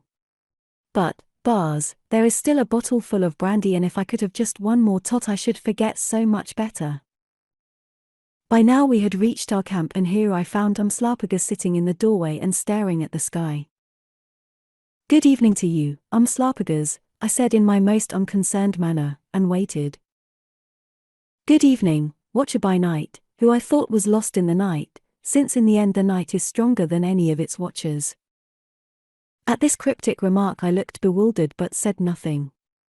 At length Umslopogaas, whose nature, for a Zulu, was impulsive and lacking in the ordinary native patience, asked, "Did you make a journey this evening, Macumazahn, and if so, what did you see? Did you have a dream this evening, Umslopogaas?" I inquired by way of answer, and if so, what was it about? "I thought that I saw you shut your eyes in the house of the white one yonder, doubtless because you were weary of talk which you did not understand." "I, Macumazahn, as you suppose I grew weary of that talk which flowed from the lips of the white which like the music that comes from a little stream babbling over stones when the sun is hot, and being weary, I fell asleep and dreamed. What I dreamed does not much matter. It is enough to say that I felt as though I were thrown through the air like a stone cast from his sling by a boy who is set upon a stage to scare the birds out of a mealy garden. Further than any stone I went, further than a shooting star, till I reached a wonderful place. It does not much matter what it was like either, and indeed I am already beginning to forget, but there I met everyone I have ever known. I met the lion of the Zulus, the black one, the earth shaker, he who had a sister named Balika, which sister, here he dropped his voice and looked about him suspiciously, bore a child, which child was fostered by one Mopo, that Mopo who afterwards slew the black one with the princes. Now, Macumazahn, I had a score to settle with this black one, even though our blood be much of the same color, I had a score to settle with him, because of the slaying of this sister of his, Balika, together with the Langeni tribe. For so I walked up to him and took him by the headring and spat in his face and bade him find a spear and shield, and meet me as man to man. Yes, I did this. And what happened then, Umslopogaas? I said, when he paused in his narrative. Macumazahn, nothing happened at all. My hand seemed to go through his headring and the skull beneath, and to shut upon itself while he went on talking to someone else, a captain whom I recognized, yes, one Faku, whom in the days of Dingaan, the Black One's brother, I myself slew upon the Ghost Mountain. Yes, Macumazahn, and Faku was telling him the tale of how I killed him and of the fight that I and my blood brother and the wolves made, there on the knees of the old witch who sits aloft on the Ghost Mountain waiting for the world to die, for I could understand their talk, though mine went by them like the wind. Macumazahn, they passed away and there came others, Dingaan among them, Dingaan who also knows something of the Witch Mountain, seeing that their Mopo and I hurled him to his death. With him also I would have had words, but it was the same story, only presently he caught sight of the Black One, yes, of Chokka whom he slew, stabbing him with the little red assegai, and turned and fled, because in that land I think he still fears Chokka, Macumazahn, or so the dream told. I went on and met others, men I had fought in my day, most of them. Among them was Jakiza, he who ruled the people of the axe before me whom I slew with his own axe. I lifted the axe and made me ready to fight again, but not one of them took any note of me. There they walked about, or sat drinking beer or taking snuff, but never a sup of the beer or a pinch of the snuff did they offer me, no, not even those among them whom I chanced not to have killed. So I left them and walked on, seeking for Mopo, my foster father, and a certain man, my blood brother, by whose side I hunted with the wolves, yes, for them, and for another. Well, and did you find them? I asked.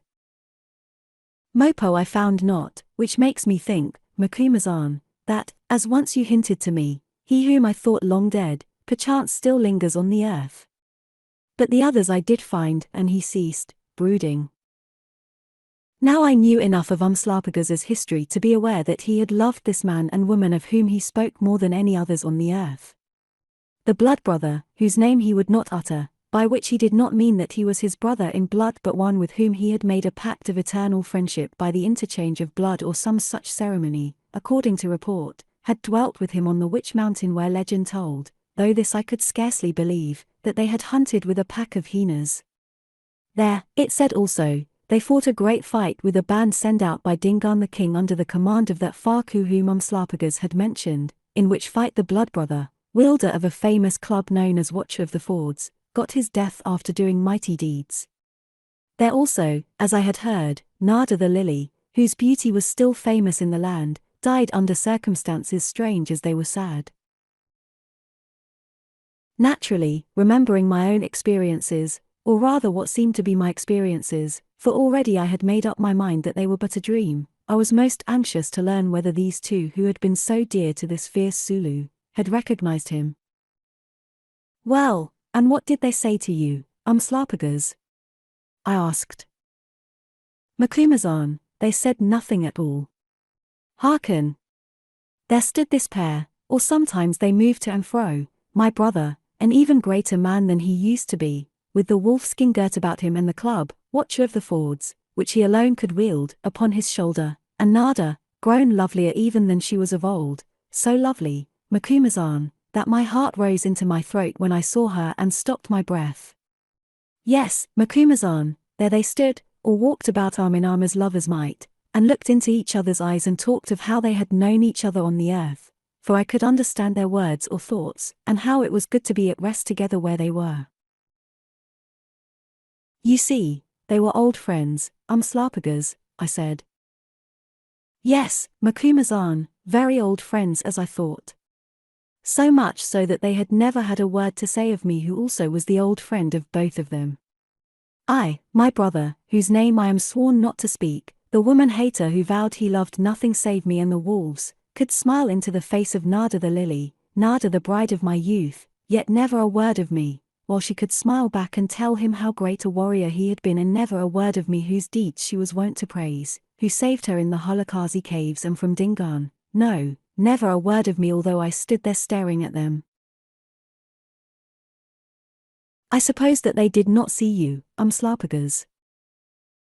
That is so, Macumazahn, I am sure that they did not see me, for if they had they would not have been so much at ease. But I saw them, and as they would not take heed when I shouted, I ran up calling to my brother to defend himself with his club. Then, as he still took no note, I lifted the axe in Kosakars, making it circle in the light, and smote with all my strength. And what happened, Umslopogaas? Only this, Macumazahn, that the axe went straight through my brother from the crown of his head to the groin, cutting him in two, and he just went on talking.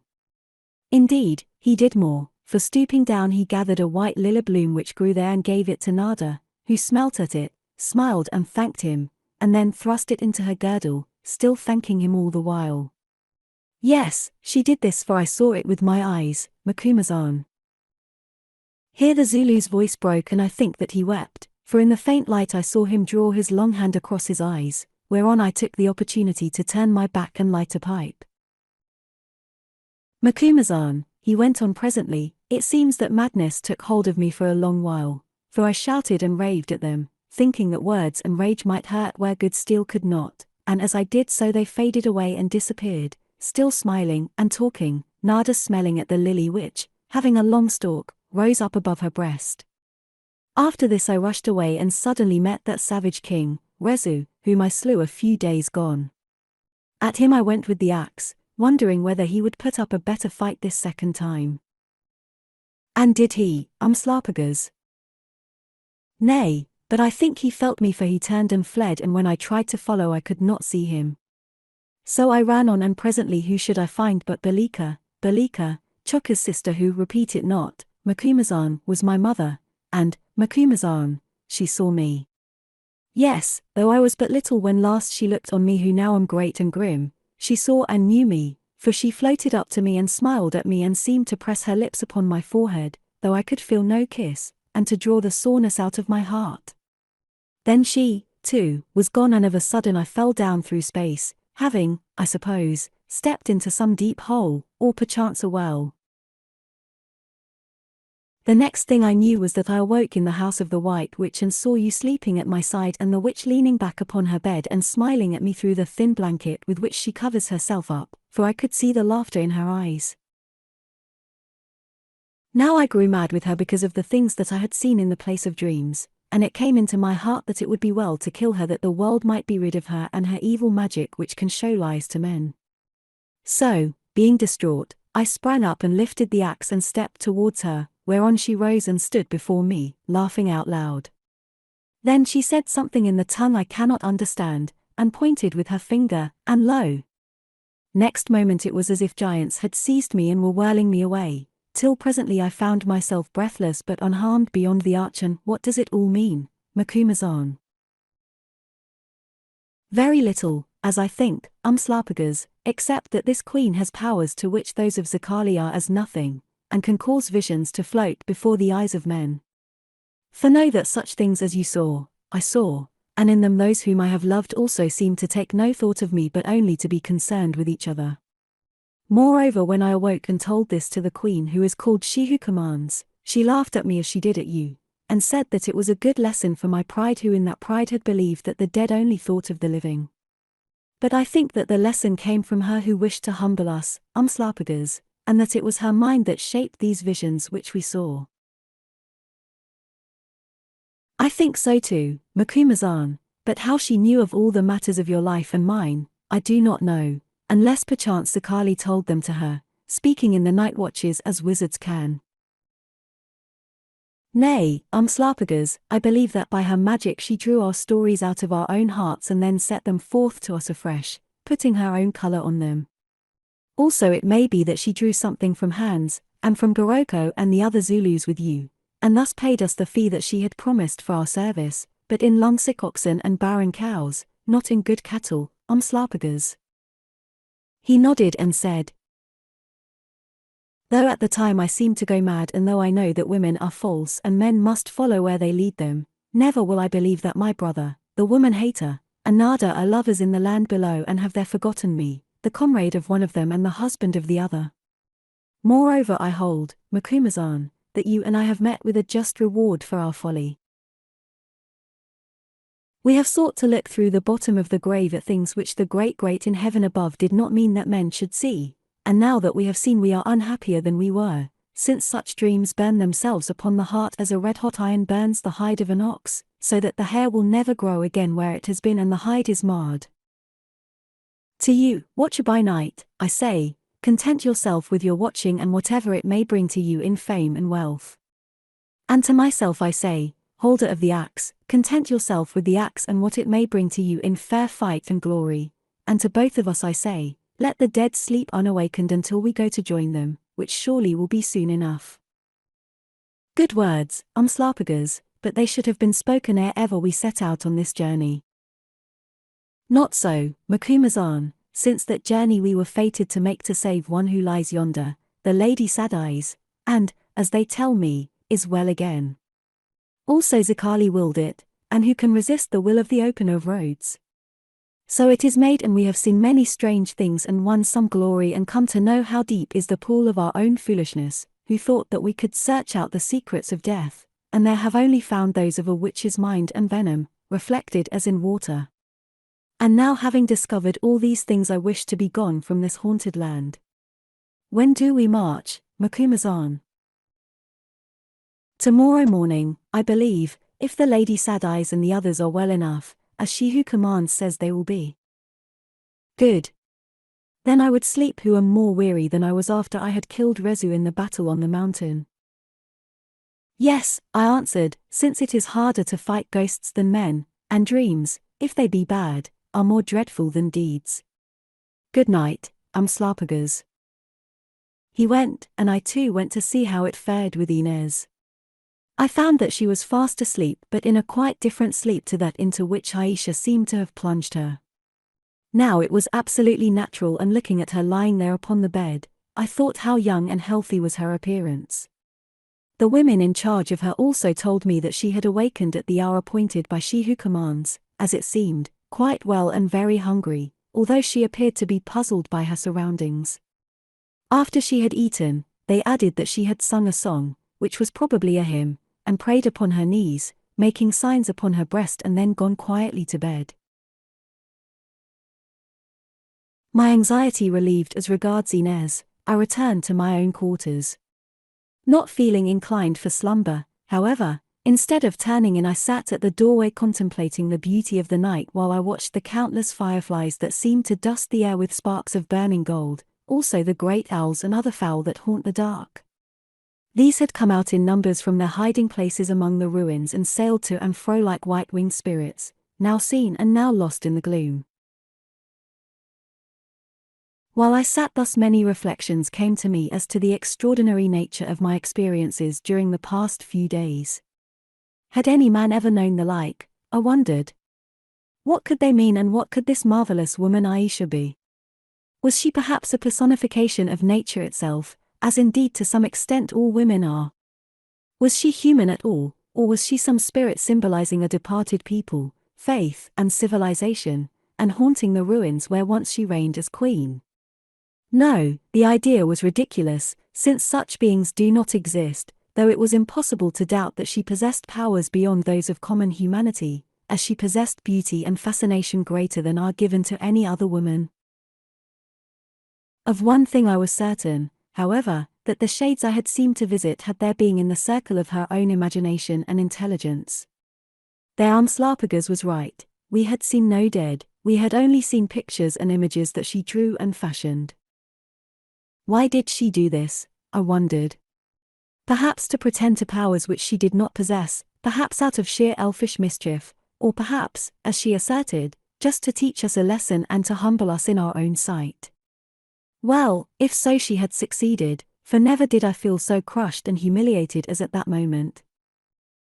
I had seemed to descend, or ascend, into Hades, and there had only seen things that gave me little joy and did but serve to reopen old wounds. Then, on awaking, I had been bewitched, yes, fresh from those visions of the most dear dead, I had been bewitched by the overpowering magic of this woman's loveliness and charm, and made a fool of myself, only to be brought back to my senses by her triumphant mockery. Oh, I was humbled indeed, and yet the odd thing is that I could not feel angry with her, and what is more that, perhaps from vanity, I believed in her profession of friendship towards myself. Well, the upshot of it was that, like Umslopogaas, more than anything else in the world did I desire to depart from this haunted core and to bury all its recollections in such activities as fortune might bring to me. And yet it was well to have seen it and to have plucked the flower of such marvelous experience, nor, as I knew even then, could I ever inter the memory of Ayesha the wise, the perfect in all loveliness, and the half-divine in power. When I awoke the next morning the sun was well up, and after I had taken a swim in the old bath and dressed myself, I went to see how it fared with Inez. I found her sitting at the door of her house looking extremely well and with a radiant face. She was engaged in making a chain of some small and beautiful blue flowers of the iris tribe, of which quantities grew about, that she threaded together upon stalks of dry grass. This chain, which was just finished, she threw over her head so that it hung down upon her white robe, for now she was dressed like an Arab woman though without the veil. I watched her unseen for a little while, then came forward and spoke to her. She started at the sight of me and rose as though to run away, then, apparently reassured by my appearance, selected a particularly fine flower and offered it to me. I saw at once that she did not know me in the least and thought that she had never seen me before, in short, that her mind had gone, exactly as Ayesha had said that it would do. By way of making conversation I asked her if she felt well. She replied, oh, yes, she had never felt better, then added, Daddy has gone on a long journey and will not be back for weeks and weeks. An idea came to me and I answered, yes, Inez, but I am a friend of his and he has sent me to take you to a place where I hope that we shall find him. Only it is far away, so you also must make a long journey. She clapped her hands and answered,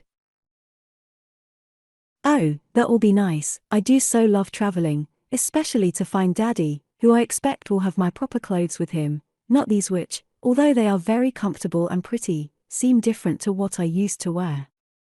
You look very nice too, and I am sure that we shall be great friends, which I am glad of, for I have been rather lonely since my mother went to live with the saints in heaven, because, you see, Daddy is so busy and so often away, that I do not see much of him. Upon my word I could have wept when I heard her prattle on thus. It is so terribly unnatural, almost dreadful indeed, to listen to a full-grown woman who talks in the accents and expresses the thoughts of a child. However, under all the circumstances I recognized that her calamity was merciful, and remembering that Ayesha had prophesied the recovery of her mind as well as its loss and how great seemed to be her powers in these directions, I took such comfort as I could. Leaving her I went to see the 2 Zulus who had been wounded and found to my joy that they were now quite well and fit to travel, for here, too, Ayesha's prophecy had proved good. The other men also were completely rested and anxious to be gone like Umslopogaas and myself. While I was eating my breakfast, Hans announced the Venerable Bil Ali, who with a sweeping bow informed me that he had come to inquire when we should be ready to start, as he had received orders to see to all the necessary arrangements. I replied, within an hour, and he departed in a hurry. But little after the appointed time he reappeared with a number of litters and their bearers, also with a bodyguard of 25 picked men, all of whom we recognized as brave fellows who had fought well in the battle. These men and the bearers old Bil Ali harangued, telling them that they were to guide, carry, and escort us to the other side of the great swamp, or further if we needed it, and that it was the word of she who commands that if so much as the smallest harm came to any one of us, even by accident, they should die every man of them by the hot pot, whatever that might be. For I was not sure of the significance of this horror. 5 Then he asked them if they understood. They replied with fervor that they understood perfectly and would lead and guard us as though we were their own mothers.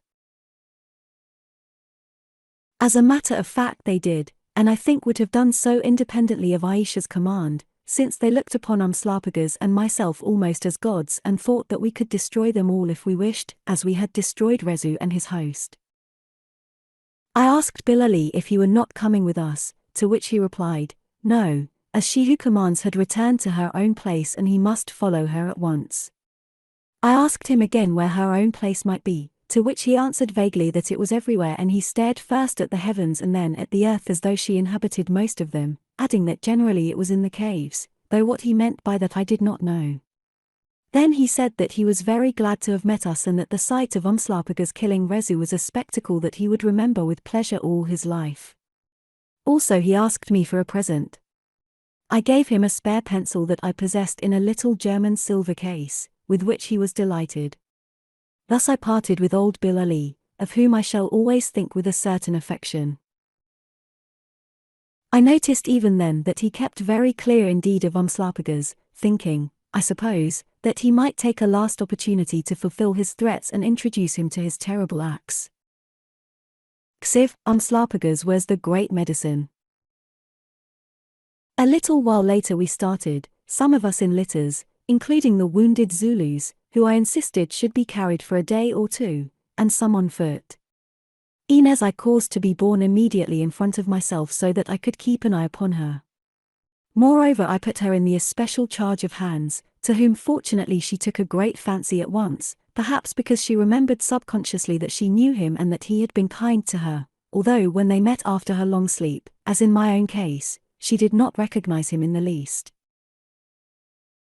Soon, however, they were again the fastest of friends, so much so that within a day or two the little Hottentot practically filled the place of a maid to her, attending to her every want and looking after her exactly as a nurse does after a child, with the result that it was quite touching to see how she came to depend upon him, her monkey, as she called him, and how fond he grew of her.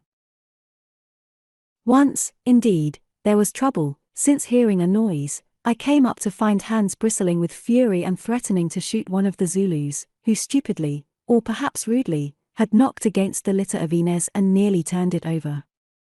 For the rest, the Lady Sad Eyes, as they called her, had for the time become the Lady Glad Eyes, since she was merry as the day was long, laughing and singing and playing just as a healthy happy child should do. Only once did I see her wretched and weep. It was when a kitten which she had insisted on bringing with her, sprang out of the litter and vanished into some bush where it could not be found. Even when she was soon consoled and dried her tears, when Hans explained to her in a mixture of bad English and worse Portuguese, that it had only run away because it wished to get back to its mother which it loved, and that it was cruel to separate it from its mother.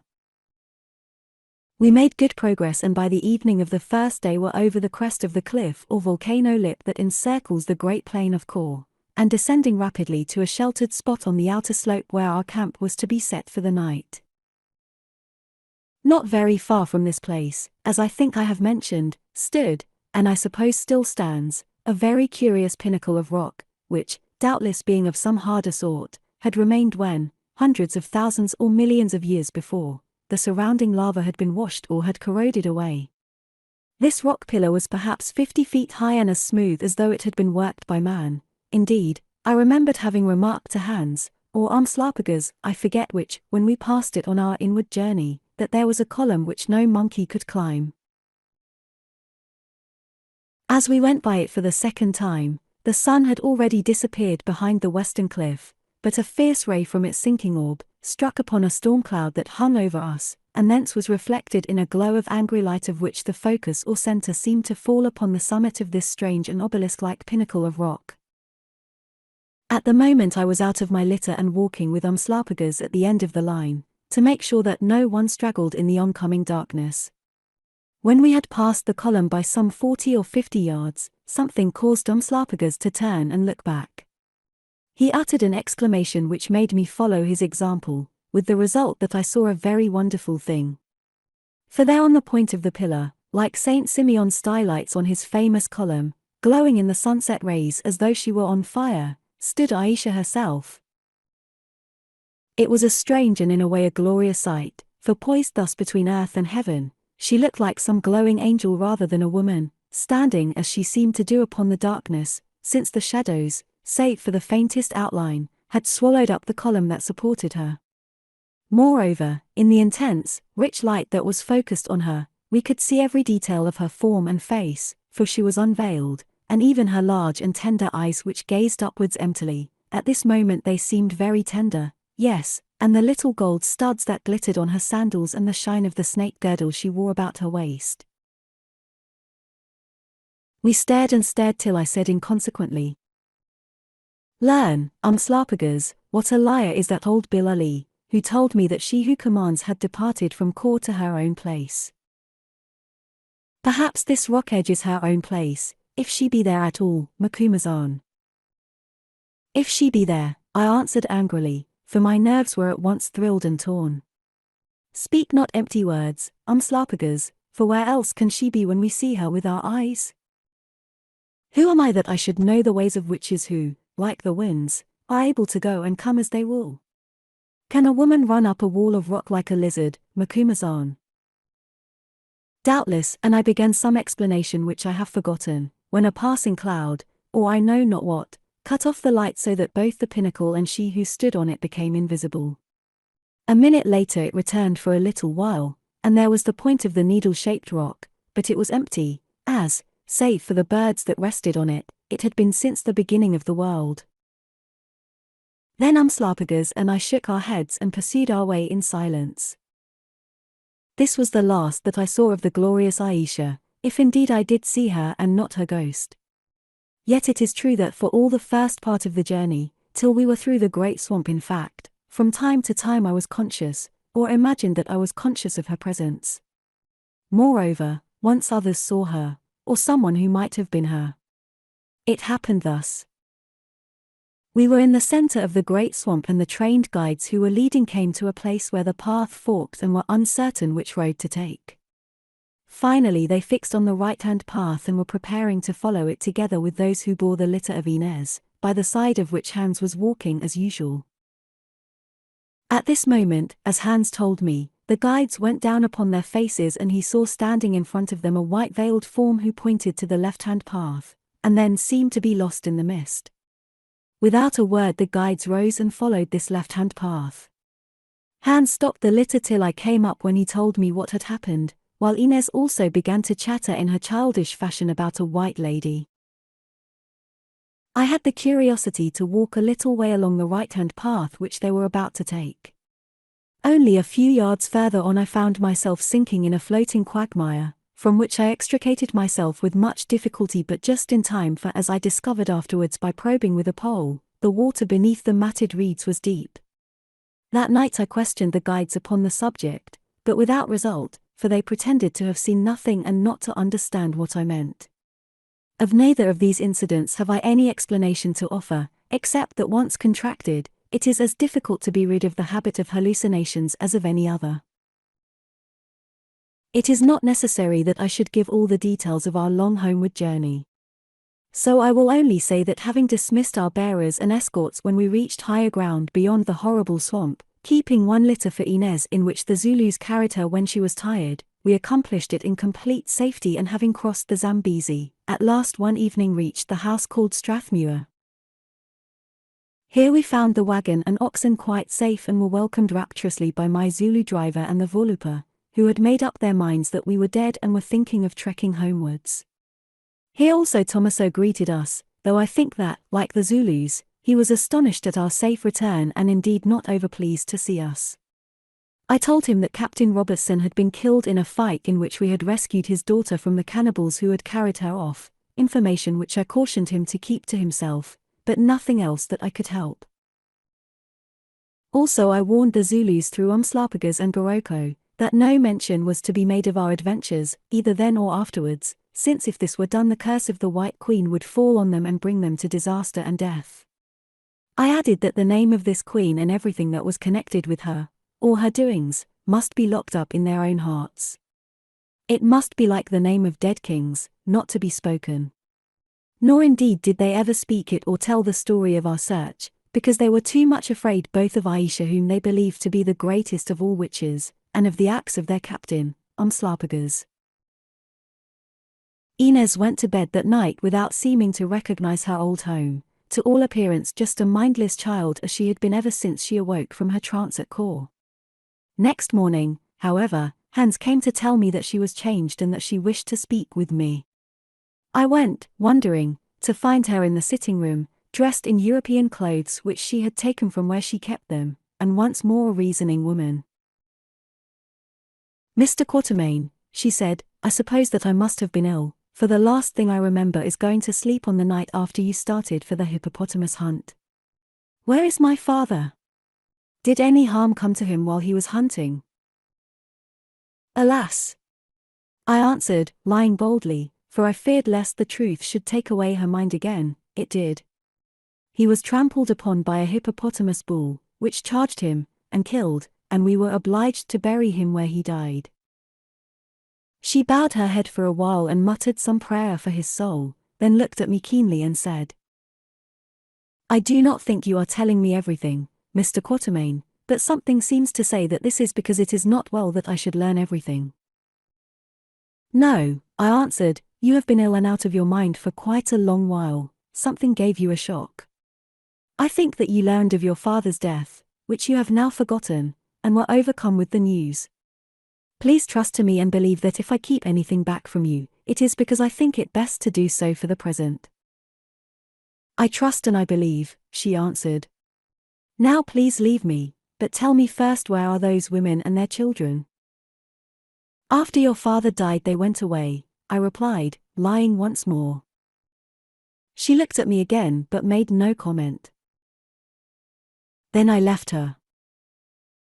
How much Inez ever learned of the true story of her adventures I do not know to this hour, though my opinion is that it was but little. To begin with, everyone, including Tommaso, was threatened with the direst consequences if he said a word to her on the subject. Moreover, in her way she was a wise woman, one who knew when it was best not to ask questions. She was aware that she had suffered from a fit of aberration or madness, and that during this time her father had died and certain peculiar things had happened. There she was content to leave the business, and she never again spoke to me upon the subject. Of this I was very glad, as how on earth could I have explained to her about Ayesha's prophecies as to her lapse into childishness and subsequent return to a normal state when she reached her home, seeing that I did not understand them myself? Once indeed she did inquire what had become of Janae, to which I answered that she had died during her sickness. It was another lie, at any rate by implication, but I hold that there are occasions when it is righteous to lie. At least these particular falsehoods have never troubled my conscience. Here I may as well finish the story of Inez, that is, as far as I can. As I have shown, she was always a woman of melancholy and religious temperament, qualities that seemed to grow upon her after her return to health. Certainly the religion did, for continually she was engaged in prayer, a development with which heredity may have had something to do, since after he became a reformed character and grew unsettled in his mind, her father followed the same road. On our return to civilization, as it chanced, one of the first persons with whom she came in contact was a very earnest and excellent old priest of her own faith. The end of this intimacy was much what might have been expected. Very soon Inez determined to renounce the world, which I think never had any great attractions for her, and entered a sisterhood of an extremely strict order in Natal, where, added to her many merits, her considerable possessions made her very welcome indeed. Once in after years I saw her again, when she expected before long to become the Mother Superior of her convent. I found her very cheerful, and she told me that her happiness was complete. Even then she did not ask me the true story of what had happened to her during that period when her mind was a blank. She said that she knew something had happened, but that as she no longer felt any curiosity about earthly things, she did not wish to know the details. Again I rejoiced, for how could I tell the true tale and expect to be believed, even by the most confiding and simple-minded nun? To return to more immediate events. When we had been at Strathmuir for a day or two and I thought that her mind was clear enough to judge of affairs, I told Inez that I must journey on to Natal, and asked her what she wished to do. Without a moment's hesitation she replied that she desired to come with me, as now that her father was dead nothing would induce her to continue to live at Strathmuir without friends, or indeed the consolations of religion. Then she showed me a secret hiding place cunningly devised in a sort of cellar under the sitting-room floor, where her father was accustomed to keep the spirits of which he consumed so great a quantity. In this hole beneath some bricks, we discovered a large sum in gold stored away, which Robertson had always told his daughter she would find there, in the event of anything happening to him. With the money were his will and securities, also certain mementos of his youth and some love letters together with a prayer book that his mother had given him. These valuables, of which no one knew the existence except herself, we removed and then made our preparations for departure. They were simple. Such articles of value as we could carry were packed into the wagon and the best of the cattle we drove with us. The place with the store and the rest of the stock were handed over to Tommaso on a half-profit agreement under arrangement that he should remit the share of Inez twice a year to a bank on the coast, where her father had an account. Whether or not he ever did this I am unable to say, but as no one wished to stop at Strathmuir, I could conceive no better plan because purchasers of property in that district did not exist. As we trekked away one fine morning I asked Inez whether she was sorry to leave the place. No, she replied with energy, my life there has been a hell and I never wish to see it again. Now it was after this, on the northern borders of Zululand, that Zikali's great medicine, as Hans called it, really played its chief part, for without it I think that we should have been killed, every one of us. I do not propose to set out the business in detail. It is too long and intricate. Suffice it to say, therefore, that it had to do with the plots of Umslopogaas against Cetewayo, which had been betrayed by his wife Manazi and her lover Luster, both of whom I have mentioned earlier in this record. The result was that a watch for him was kept on all the frontiers, because it was guessed that sooner or later he would return to Zululand. Also it had become known that he was traveling in my company. So it came about that when my approach was reported by spies, a company was gathered under the command of a man connected with the royal house, and by it we were surrounded. Before attacking, however, this captain sent men to me with the message that with me the king had no quarrel, although I was traveling in doubtful company, and that if I would deliver over to him Umslopogaas, chief of the people of the axe, and his followers, I might go whither I wished unharmed, taking my goods with me. Otherwise we should be attacked at once and killed every one of us, since it was not desired that any witnesses should be left of what happened to Umslopogaas. Having delivered this ultimatum and declined any argument as to its terms, the messengers retired, saying that they would return for my answer within half an hour.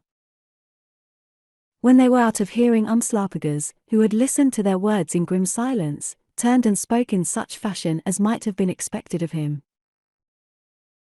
Macumazahn, he said, now I come to the end of an unlucky journey, though mayhap it is not so evil as it seems, since I who went out to seek the dead but to be filled by yonder white witch with the meat of mocking shadows, am about to find the dead in the only way in which they can be found, namely by becoming of their number.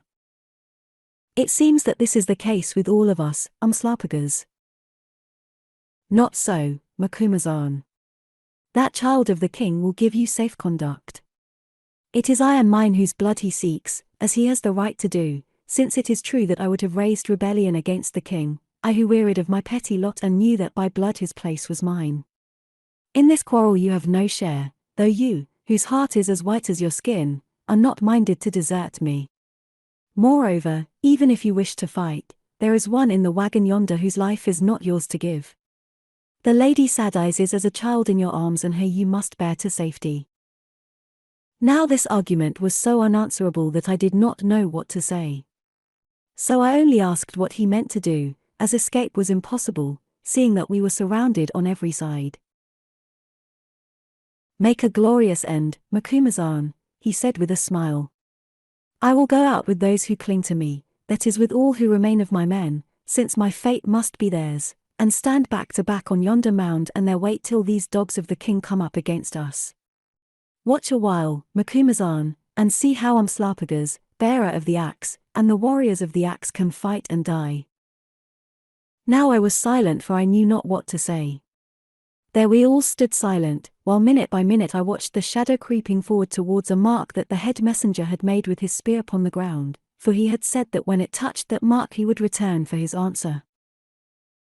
In this rather dreadful silence I heard a dry little cough, which I knew came from the throat of Hans, and to be his method of indicating that he had a remark to make.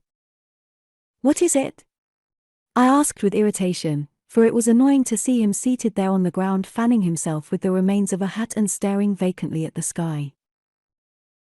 "Nothing, Bars, or rather, only this, Bars, those hyenas of Zulus are even more afraid of the great medicine than were the cannibals up north, since the maker of it is nearer to them, Bars. You remember, Bars, they knelt to it, as it were, when we were going out of Zululand." "Well, what of it, now that we are going into Zululand?" I inquired sharply. "Do you want me to show it to them?" "No, Bars. What is the use, seeing that they are ready to let you pass, also the Lady Sad Eyes, and me and the cattle with the driver and Vorlupa, which is better still, and all the other goods. So what have you to gain by showing them the medicine? But perchance if it were on the neck of Umslopogaas and he showed it to them and brought it to their minds that those who touch him who is in the shadow of Zakali's great medicine, or aught that is his, die within 3 moons in this way or in that, well, Bars, who knows?" And again he coughed dryly and stared up at the sky.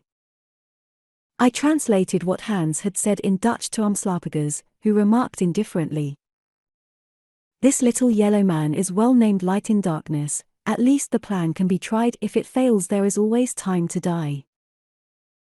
So thinking that this was an occasion on which I might properly do so, for the first time I took off the talisman which I had worn for so long, and Umslopogaas put it over his head and hid it beneath his blanket. A little while later the messengers returned, and this time the captain himself came with them, as he said to greet me, for I knew him slightly and once we had dealt together about some cattle. After a friendly chat he turned to the matter of Umslopogaas, explaining the case at some length. I said that I quite understood his position, but that it was a very awkward thing to interfere with a man who was the actual wearer of the great medicine of Zakali itself. When the captain heard this his eyes almost started out of his head. "The great medicine of the opener of roads," he exclaimed. "Oh, now I understand why this chief of the people of the axe is unconquerable, such a wizard that no one is able to kill him." "Yes," I replied, "and you remember, do you not, that he who offends the great medicine, or offers violence to him who wears it, dies horribly within 3 moons, he and his household and all those with him?" "I have heard it," he said with a sickly smile. "And now you are about to learn whether the tale is true," I added cheerfully. Then he asked to see Umslopogaas alone. I did not overhear their conversation, but the end of it was that Umslopogaas came and said in a loud voice so that no one could miss a single word, that his resistance was useless and he did not wish me, his friend, to be involved in any trouble. Together with his men he had agreed to accompany this king's captain to the royal kraal where he had been guaranteed a fair trial as to certain false charges which had been brought against him. He added that the king's captain had sworn upon the great medicine of the opener of roads to give him safe conduct and attempt no mischief against him, which, as was well known throughout the land, was an oath that could not be broken by anyone who wished to continue to look upon the sun. I asked the captain if these things were so, also speaking in a loud voice. He replied, yes, since his orders were to take Umslopogaas alive if he might. He was only to kill him if he would not come. Afterwards, while pretending to give him certain articles out of the wagon, I had a few private words with Umslopogaas, who told me that the arrangement was that he should be allowed to escape at night with his people. "Be sure of this, Macumazahn," he said, "that if I do not escape, neither will that captain, since I walk at his side and keep my axe, and at the first sign of treachery the axe will enter the house of that thick head of his and make friends with the brain inside. Macumazahn," he added, "we have made a strange journey together and seen such things as I did not think the world had to show. Also I have fought and killed Rezu in a mad battle of ghosts and men which alone was worth all the trouble of the journey. Now it has come to an end as everything must, and we part, but as I believe, not for always. I do not think that I shall die on this journey with the captain, though I do think that others will die at the end of it, he added grimly, a saying which at the time I did not understand. It comes into my heart, Macumazahn, that in yonder land of witches and wizards, the spirit of prophecy got caught in my moocher and crept into my bowels. Now that spirit tells me that we shall meet again in the after years and stand together in a great fray which will be our last, as I believe that the white witch said. Or perhaps the spirit lives in Zakali's medicine which has gone down my throat and comes out of it in words. I cannot say, but I pray that it is a true spirit, since although you are white and I am black and you are small and I am big, and you are gentle and cunning, whereas I am fierce and as open as the blade of my own axe, yet I love you as well, Macumazahn, as though we were born of the same mother and had been brought up in the same kraal. Now that Captain waits and grows doubtful of our talk, so farewell. I will return the great medicine to Zakali, if I live, and if I die he must send one of the ghosts that serve him, to fetch it from among my bones. Farewell to you also, yellow man, he went on to Hans, who had appeared, hovering about like a dog that is doubtful of its welcome. Well are you named Light in Darkness, and glad am I to have met you, who have learned from you how a snake moves and strikes, and how a jackal thinks and avoids the snare. Yes, farewell, for the spirit within me does not tell me that you and I shall meet again. Then he lifted the great axe, and gave me a formal salute, naming me chief and father, great chief and father, from of old, Barber. Kuz why cool. Kuz why Paygate, thereby acknowledging my superiority over him, a thing that he had never done before, and as he did, so did Goroko and the other Zulus, adding to their salute many titles of praise. In another minute he had gone with the king's captain, to whose side I noted he clung lovingly, his long, thin fingers playing about the horn handle of the axe that was named in Kosakas and Groanmaker. I am glad we have seen the last of him and his axe, Bars, remarked Hans, spitting reflectively. It is very well to sleep in the same hut with a tame lion sometimes, but after you have done so for many moons, you begin to wonder when you will wake up at night to find him pulling the blankets off you and combing your hair with his claws. Yes, I am very glad that this half-tame lion is gone, since sometimes I have thought that I should be obliged to poison it that we might sleep in peace. You know he called me a snake, Bars, and poison is a snake's only spear. Shall I tell the boys to inspan the oxen, Bars? I think the further we get from that king's captain and his men, the more comfortably shall we travel, especially now when we no longer have the great medicine to protect us. You suggested giving it to him, Hans, I said. Yes, Bars, I had rather that Umslopogaas went away with the great medicine, than that ye kept the great medicine and he stopped with us here. Never travel with a traitor, Bars, at any rate in the land of the king whom he wishes to kill. Kings are very selfish people, Bars, and do not like being killed, especially by someone who wants to sit upon their stool and to take the royal salute. No one gives the royal salute to a dead king, Bars, however great he was before he died, and no one thinks the worse of a king who was a traitor before he became a king. XXIV Allan delivers the message. Once more I sat in the black kloof face to face with old Zakali. So you have got back safely, Macumazahn, he said. Well, I told you you would, did I not? As for what happened to you upon the journey, let it be, for now that I am old long stories tire me and I dare say that there is nothing wonderful about this one. Where is the charm I lent you? Give it back now that it has served its turn. I have not got it, Zakali. I passed it on to Umslopogaas of the axe to save his life from the king's men. Oh. Yes, so you did. I had forgotten. Here it is, and opening his robe of fur, he showed me the hideous little talisman hanging about his neck, then added, would you like a copy of it, Macumazahn, to keep as a memory? If so, I will carve one for you. No, I answered, I should not. Has Umslopogaas been here? Yes, he has been and gone again, which is one of the reasons why I do not wish to hear your tale a second time. Where to? The town of the people of the axe? No, Macumazahn, he came thence, or so I understood, but thither he will return no more. Why not, Zikali? Because after his fashion he made trouble there and left some dead behind him, one Luster, I believe, whom he had appointed to sit on his stool as chief while he was away, and a woman called Manazi, who was his wife, or Luster's wife, or the wife of both of them, I forget which. It is said that having heard stories of her, and the ears of jealousy are long, Macumazahn, he cut off this woman's head with a sweep of the axe and made Luster fight him till he fell, which the fool did almost before he had lifted his shield. It served him right who should have made sure that Umslopogaas was dead before he wrapped himself in his blanket and took the woman to cook his porridge. Where has the axe-bearer gone? I asked without surprise, for this news did not astonish me. I neither know nor care, Macumazahn. To become a wanderer, I suppose.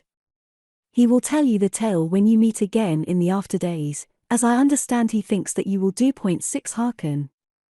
I have done with this lion's whelp, who is Chocker over again, but without Chocker's wit.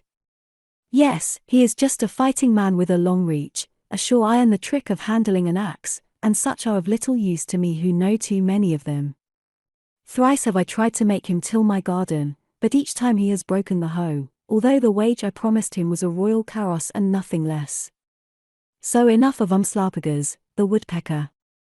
Almost I wish that you had not lent him the charm, for then the king's men would have made an end of him, who knows too much and like some silly boaster, may shout out the truth when his axe is aloft and he is full of the beer of battle. For in battle he will live and in battle he will die, Macumazahn, as perhaps you may see one day. The fate of your friends does not trouble you overmuch, opener of roads, I said with sarcasm. Not at all, Macumazahn, because I have none. The only friends of the old are those whom they can turn to their own ends, and if these fail them they find others. I understand, Zikali, and know now what to expect from you. He laughed in his strange way and answered.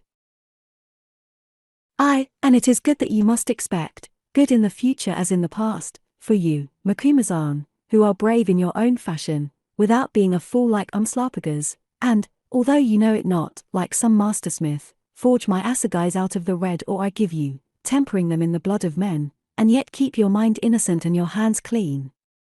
Friends like you are useful to such as I, Macumazahn, and must be well paid in those words that please them. The old wizard brooded for a space, while I reflected upon his amazing cynicism, which interested me in a way, for the extreme of unmorality is as fascinating to study as the extreme of virtue and often more so. Then jerking up his great head, he asked suddenly, "What message had the White Queen for me?" "She said that you troubled her too much at night in dreams, Zikali."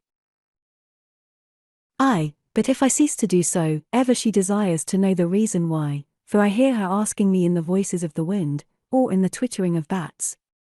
After all, she is a woman, Macumazahn, and it must be dull sitting alone from year to year with naught to stay her appetite save the ashes of the past and dreams of the future, so dull that I wonder, having once meshed you in her web, how she found the heart to let you go before she had sucked out your life and spirit. I suppose that having made a mock of you and drained you dry, she was content to throw you aside like an empty gourd. Perchance, had she kept you at her side, you would have been a stone in her path in days to come. Perchance, Macumazahn, she waits for other travellers and would welcome them, or one of them alone, saying nothing of a certain watcher by night who has served her turn and vanished into the night. But what other message had the White Queen for the poor old savage witch doctor whose talk wearies her so much in her haunted sleep? Then I told him of the picture that Ayesha had shown me in the water, the picture of a king dying in a hut and of two who watched his end. Zikali listened intently to every word, then broke into a peal of his unholy laughter. "Aho-ho," he laughed, "so all goes well, though the road be long, since whatever this white one may have shown you in the fire of the heavens above, she could show you nothing but truth in the water of the earth below, for that is the law of our company of seers.